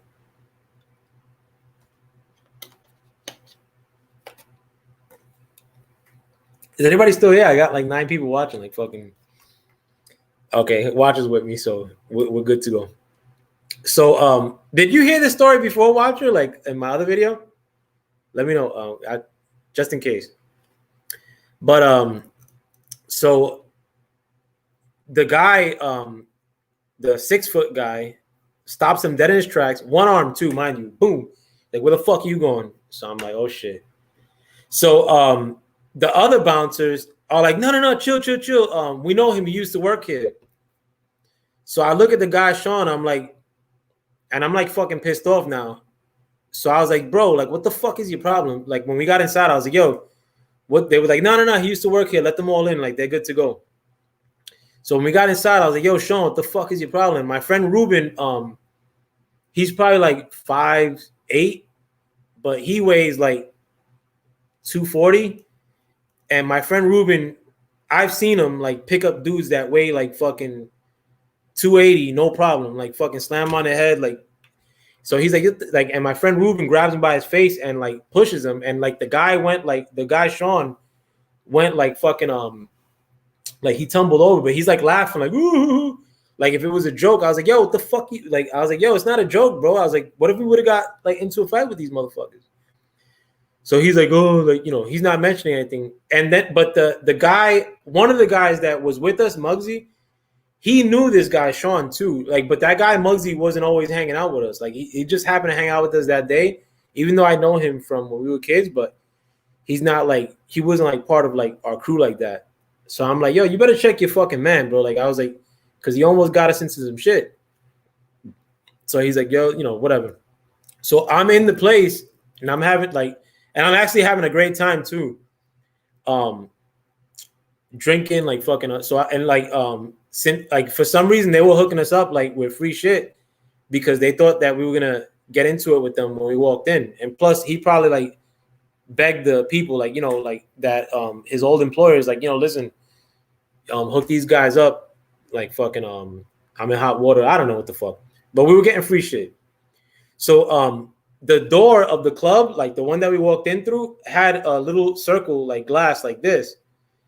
And this is like an hour later.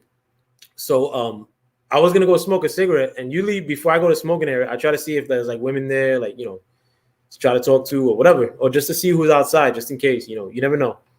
So I look outside, and the guy with the black suit, the one that stopped the guy dead in his tracks, he's outside of the club doing like fucking like karate kicks, but not no bullshit like fucking, you know, like some kicks that go to like his belt line. This motherfucker's like in the air, like doing some Ken Ryu like type shit, like fucking like practicing on his own.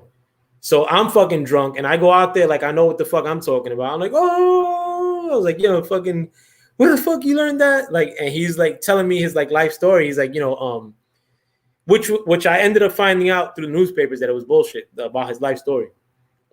But he said that his mom was like a Viet Cong soldier, and that his father like raped her, and that she taught him like guerrilla tactics and how to fight and all this shit. It ended up being a pile of shit, like the story.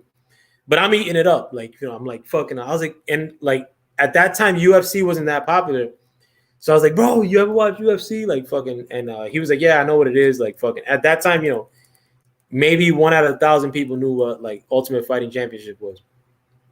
So I'm like there for like 20 minutes bullshitting with him. And I go inside and carry on my merry way. Fast forward like a few months after that, that guy was a bouncer in like several other clubs like in New York. A lot of people are, you know, like I have a few friends that are bouncers, and they're bouncers, you know, all over the place. So there was a party at this club in Manhattan. I forgot the name of it. It was a whack ass club though. But a lot of clubs, they'll do shit in the daytime. They'll shut it down. Like if you have like a private party or like an album release, like they'll do like they'll let you have your party, close it down, you know, clean shit up, and then open up at night. So these Spanish like brothers had like an album release party. Like I guess they made like some crappy like album, and it was their party. So at the end of the night, when they had to like get people out of there, the Steven Sakai guy was like, I guess he was being a dick about like telling people to get the fuck out. So when they got outside of the club, one of the brothers seen him, like they seen the Steven Sakai guy, and I'm gonna talk lower because it's like fucking late over here, and my I don't want to be too loud. Let me know if you guys can hear me too. So one of the brothers like saw the bouncer outside, and I guess they had words, and they try to like hit him. The fucking bouncer pulls out a 45, I think, and he fucking shoots one of the brothers in the neck, and he's laid out. So the other brother, like it was 3 brothers, comes tend to the brother that's laid out on the ground. While he's like on the ground laying like tending to his brother, the fucking bouncer guy comes behind that brother that's tending to his brother and shoots him in the back of the head, execution style. Fucking the other brother, he takes like they have like these, I don't know if it's the same in your country, like outside of hotels they have these like ashtrays that are like, they look like umbrella stands. He takes the ashtray and tries to hit the bouncer and run off. The bouncer fucking shoots that motherfucker too as he's running off, and he ended up shooting somebody else too. But they ended up arresting the guy, and they found the gun, and they found out that I think he killed 2 other people with that same gun. And I think that one of the people that he killed was actually engaged to a neighbor of mine, not in my same building, like in the same set of like projects that I lived in. I think he killed her fiance too, like, and it was over like supposedly like some shitty like security business they wanted to start independently, and they were having like words or disagreements, and I think they killed him. He killed that guy, and the police naturally couldn't figure it out because they're fucking lazy. But they ended up figuring all this shit out when they nabbed him for killing those people at that club. So that's my serial killer story. Like fucking but you guys could look it up. I'm gonna see if I offhand could like see if I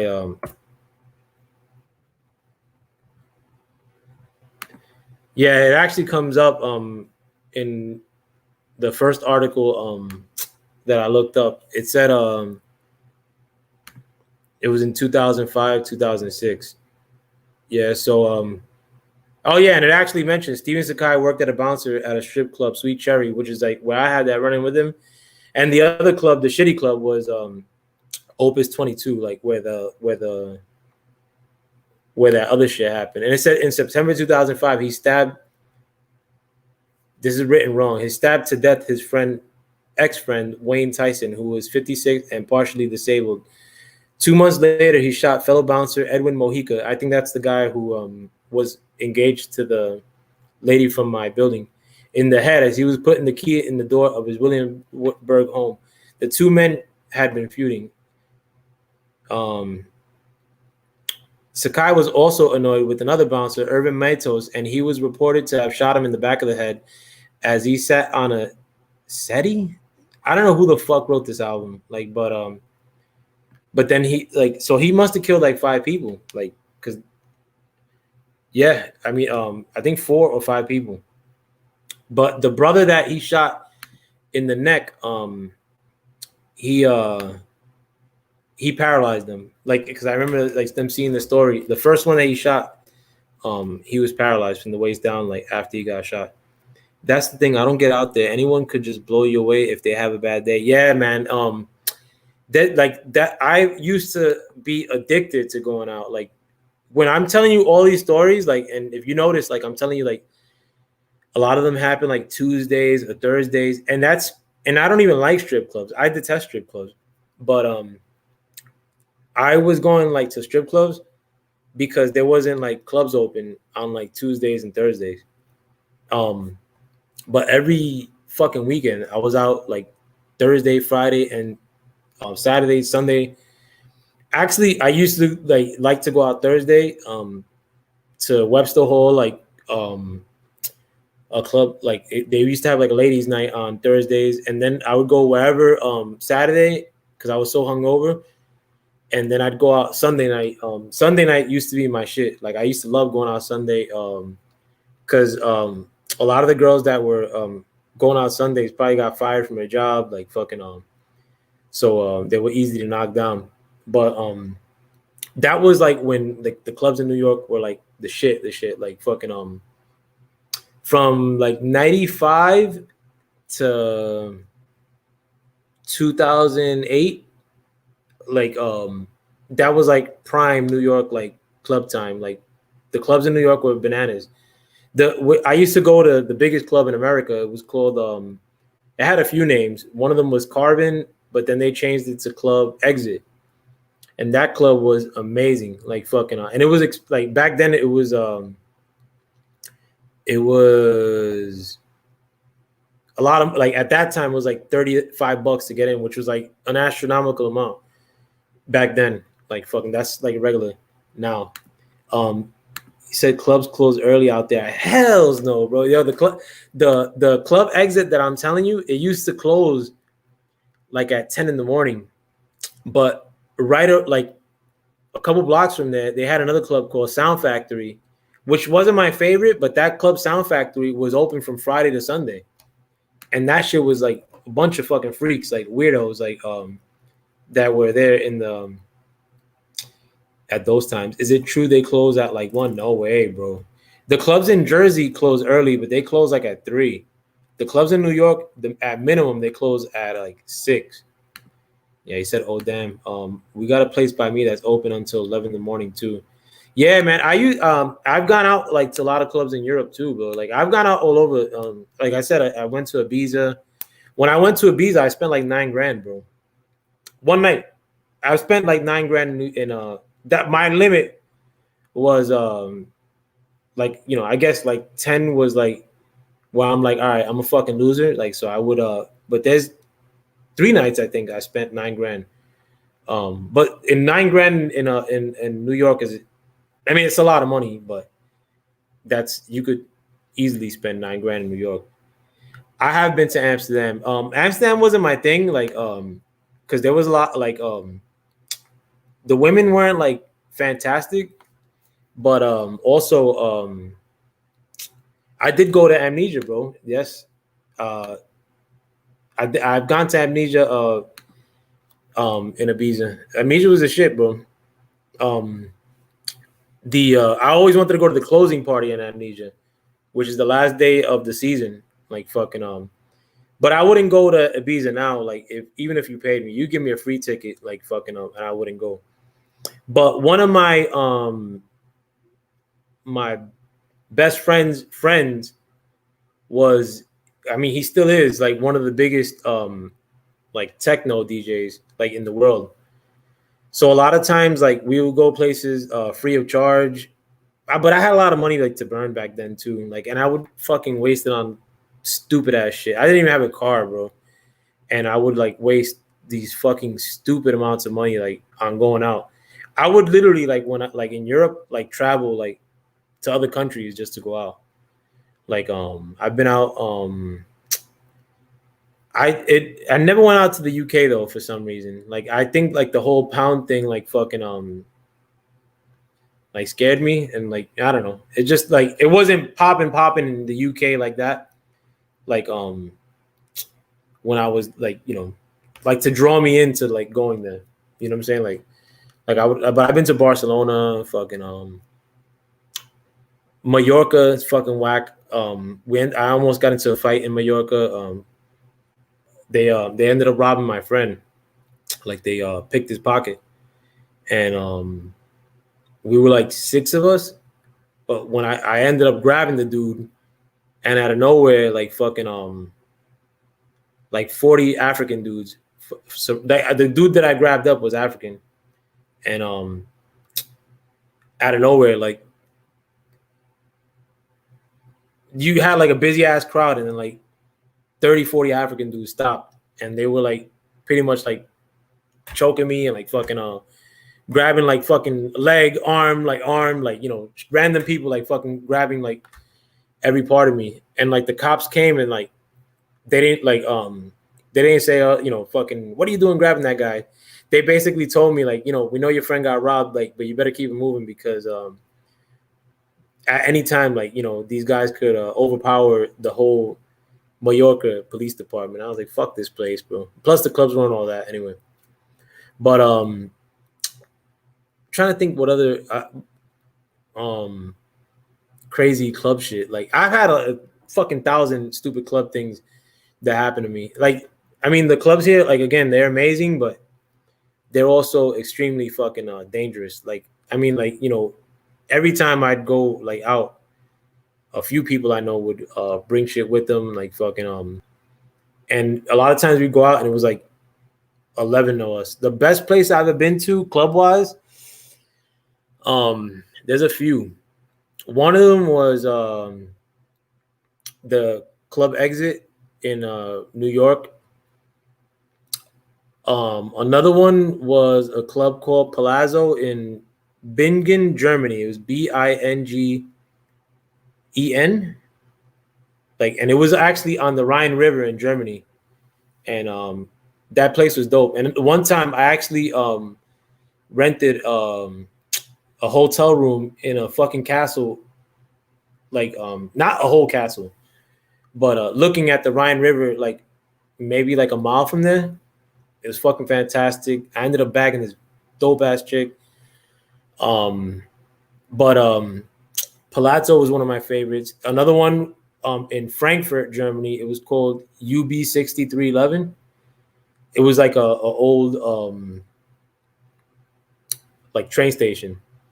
Another one that was one of my favorites was called Tresor, Tresor. That was in Berlin. That was bananas. That was actually in a safe. Supposedly it was a Nazi safe, like, but it wasn't. It was like a bank safe, like a vault. I think that's what actually Tresor means in German, or some shit. But another amazing club I went to, believe it or not, because not all of them were back in the day, was Output in Brooklyn. And Output was rated one of the top 10 clubs in the world before, but they closed it though. They closed it like 2 years ago, like 3 years ago. output was fucking bananas too, though. The last time I went was like 3 years ago. What other clubs are dope? Another one that I like.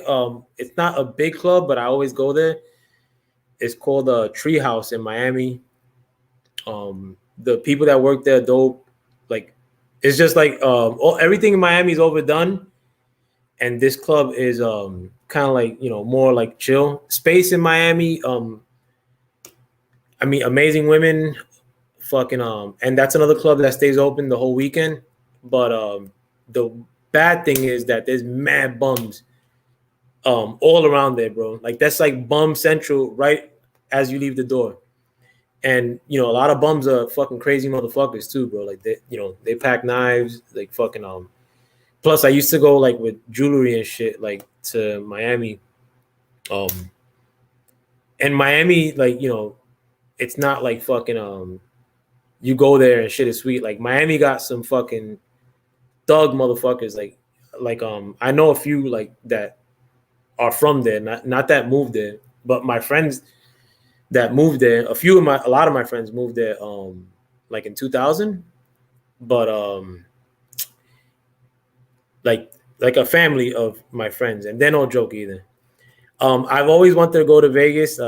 That Lost One said, I've never been to Vegas, bro. Like, there's just certain places that like don't call to me for some reason, and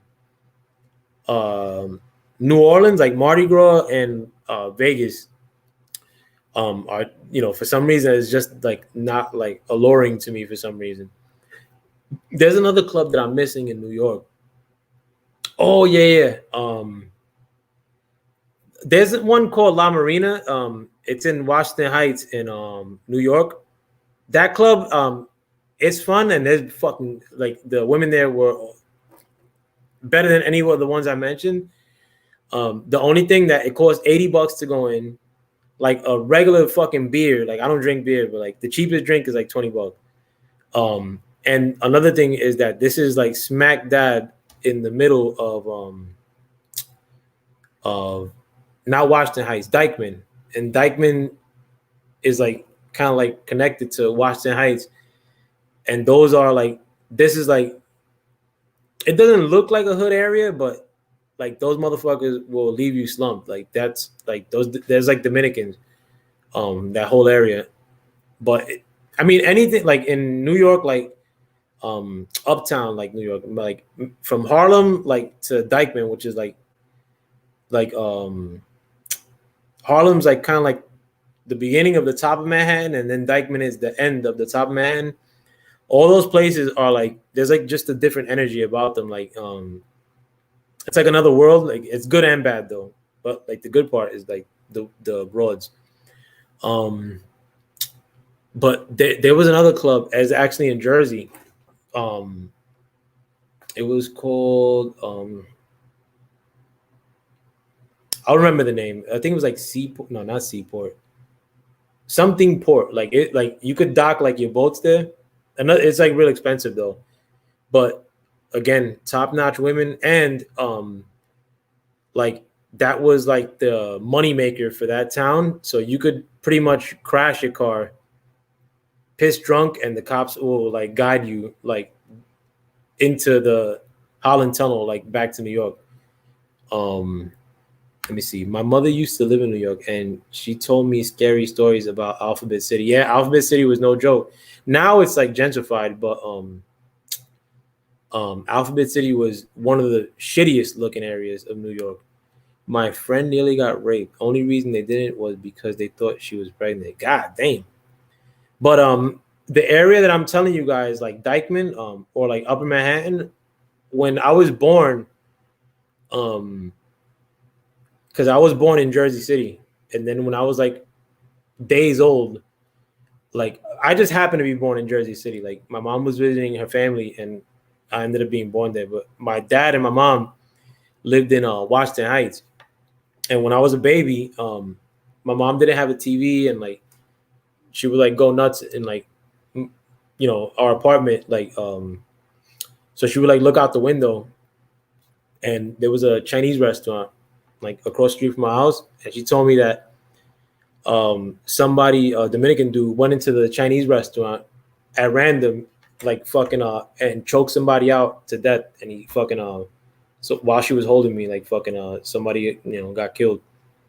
But that's for some reason, like when you hear of bad neighborhoods in New York, you always hear Brownsville or even Harlem, but the fucking no joke neighborhood in New York, like the most drug sales, bar none, like is Washington Heights. Washington Heights is fucking bad. Like it doesn't look bad, but you fuck around in Washington Heights and you'll lay around. Like but you could go and you won't get robbed or anything like that. Like because it's like totally controlled by the drug dealers. Like, and this is not like nickel and dime. Like these are people that make 60 grand a day in one building. Like like it's like super rich. Like fucking but it looks like super shit.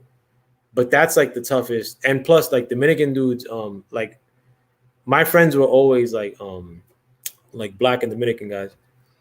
But Dominican guys, they'll stab you just for the fuck of it. Like no questions asked, like fucking, done deal.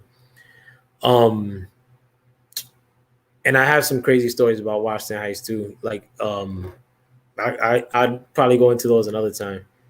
I'm trying to make I don't want to spend like too many of my crazy club stories. I have a lot of them too. I met like a lot of celebrities at the clubs, like fucking at the stupid basketball games, another waste of money. Like this is like when the Knicks sucked. Like I used to try to not all the time, but I used to get like really, really good like front row, like seating. Like I actually have a picture in Madison Square Garden for a Knicks game, and the lead singer from the Eagles was actually behind me in the. Next time maybe I'll use it as a thumb if I find the fucking picture, but just fucking waste of money. Like a lot of these stories are sort of depressing because like if I would have used that money like to buy real estate or some shit, like fucking I probably wouldn't like. I'd probably be like super, super, super rich, like fucking today. Let me see. Shit. It's cool, man. Yeah, I'm gonna end this too, man. Like fucking I've been on here for a minute. This is the longest live stream I've ever done, I think. But for all you guys that stuck around too, man, my friends, I really appreciate it. Like fucking the fact that fucking even 7 people are listening to me babble is like a miracle within itself. And the last time I had a contention with somebody here on YouTube, they said my content was whack, like fucking but fucking as far as my storytelling skills, because they come from the heart and like they like fucking not BS, like fucking like I've really been through some shit. But I want to say more of my like bullshit that's happened to me in the past, because I mean I could write a fucking little book with a lot of the crazy shit that's happened. I'm gonna tell you guys my craziest ghost story too. Like I told you guys that I've seen ghosts before. But my craziest ghost story was bananas. This was one night too. It wasn't like several, but I've seen like probably like 100 ghosts in my life. Fucking but the crazy one is the one that I want you guys to peep one day.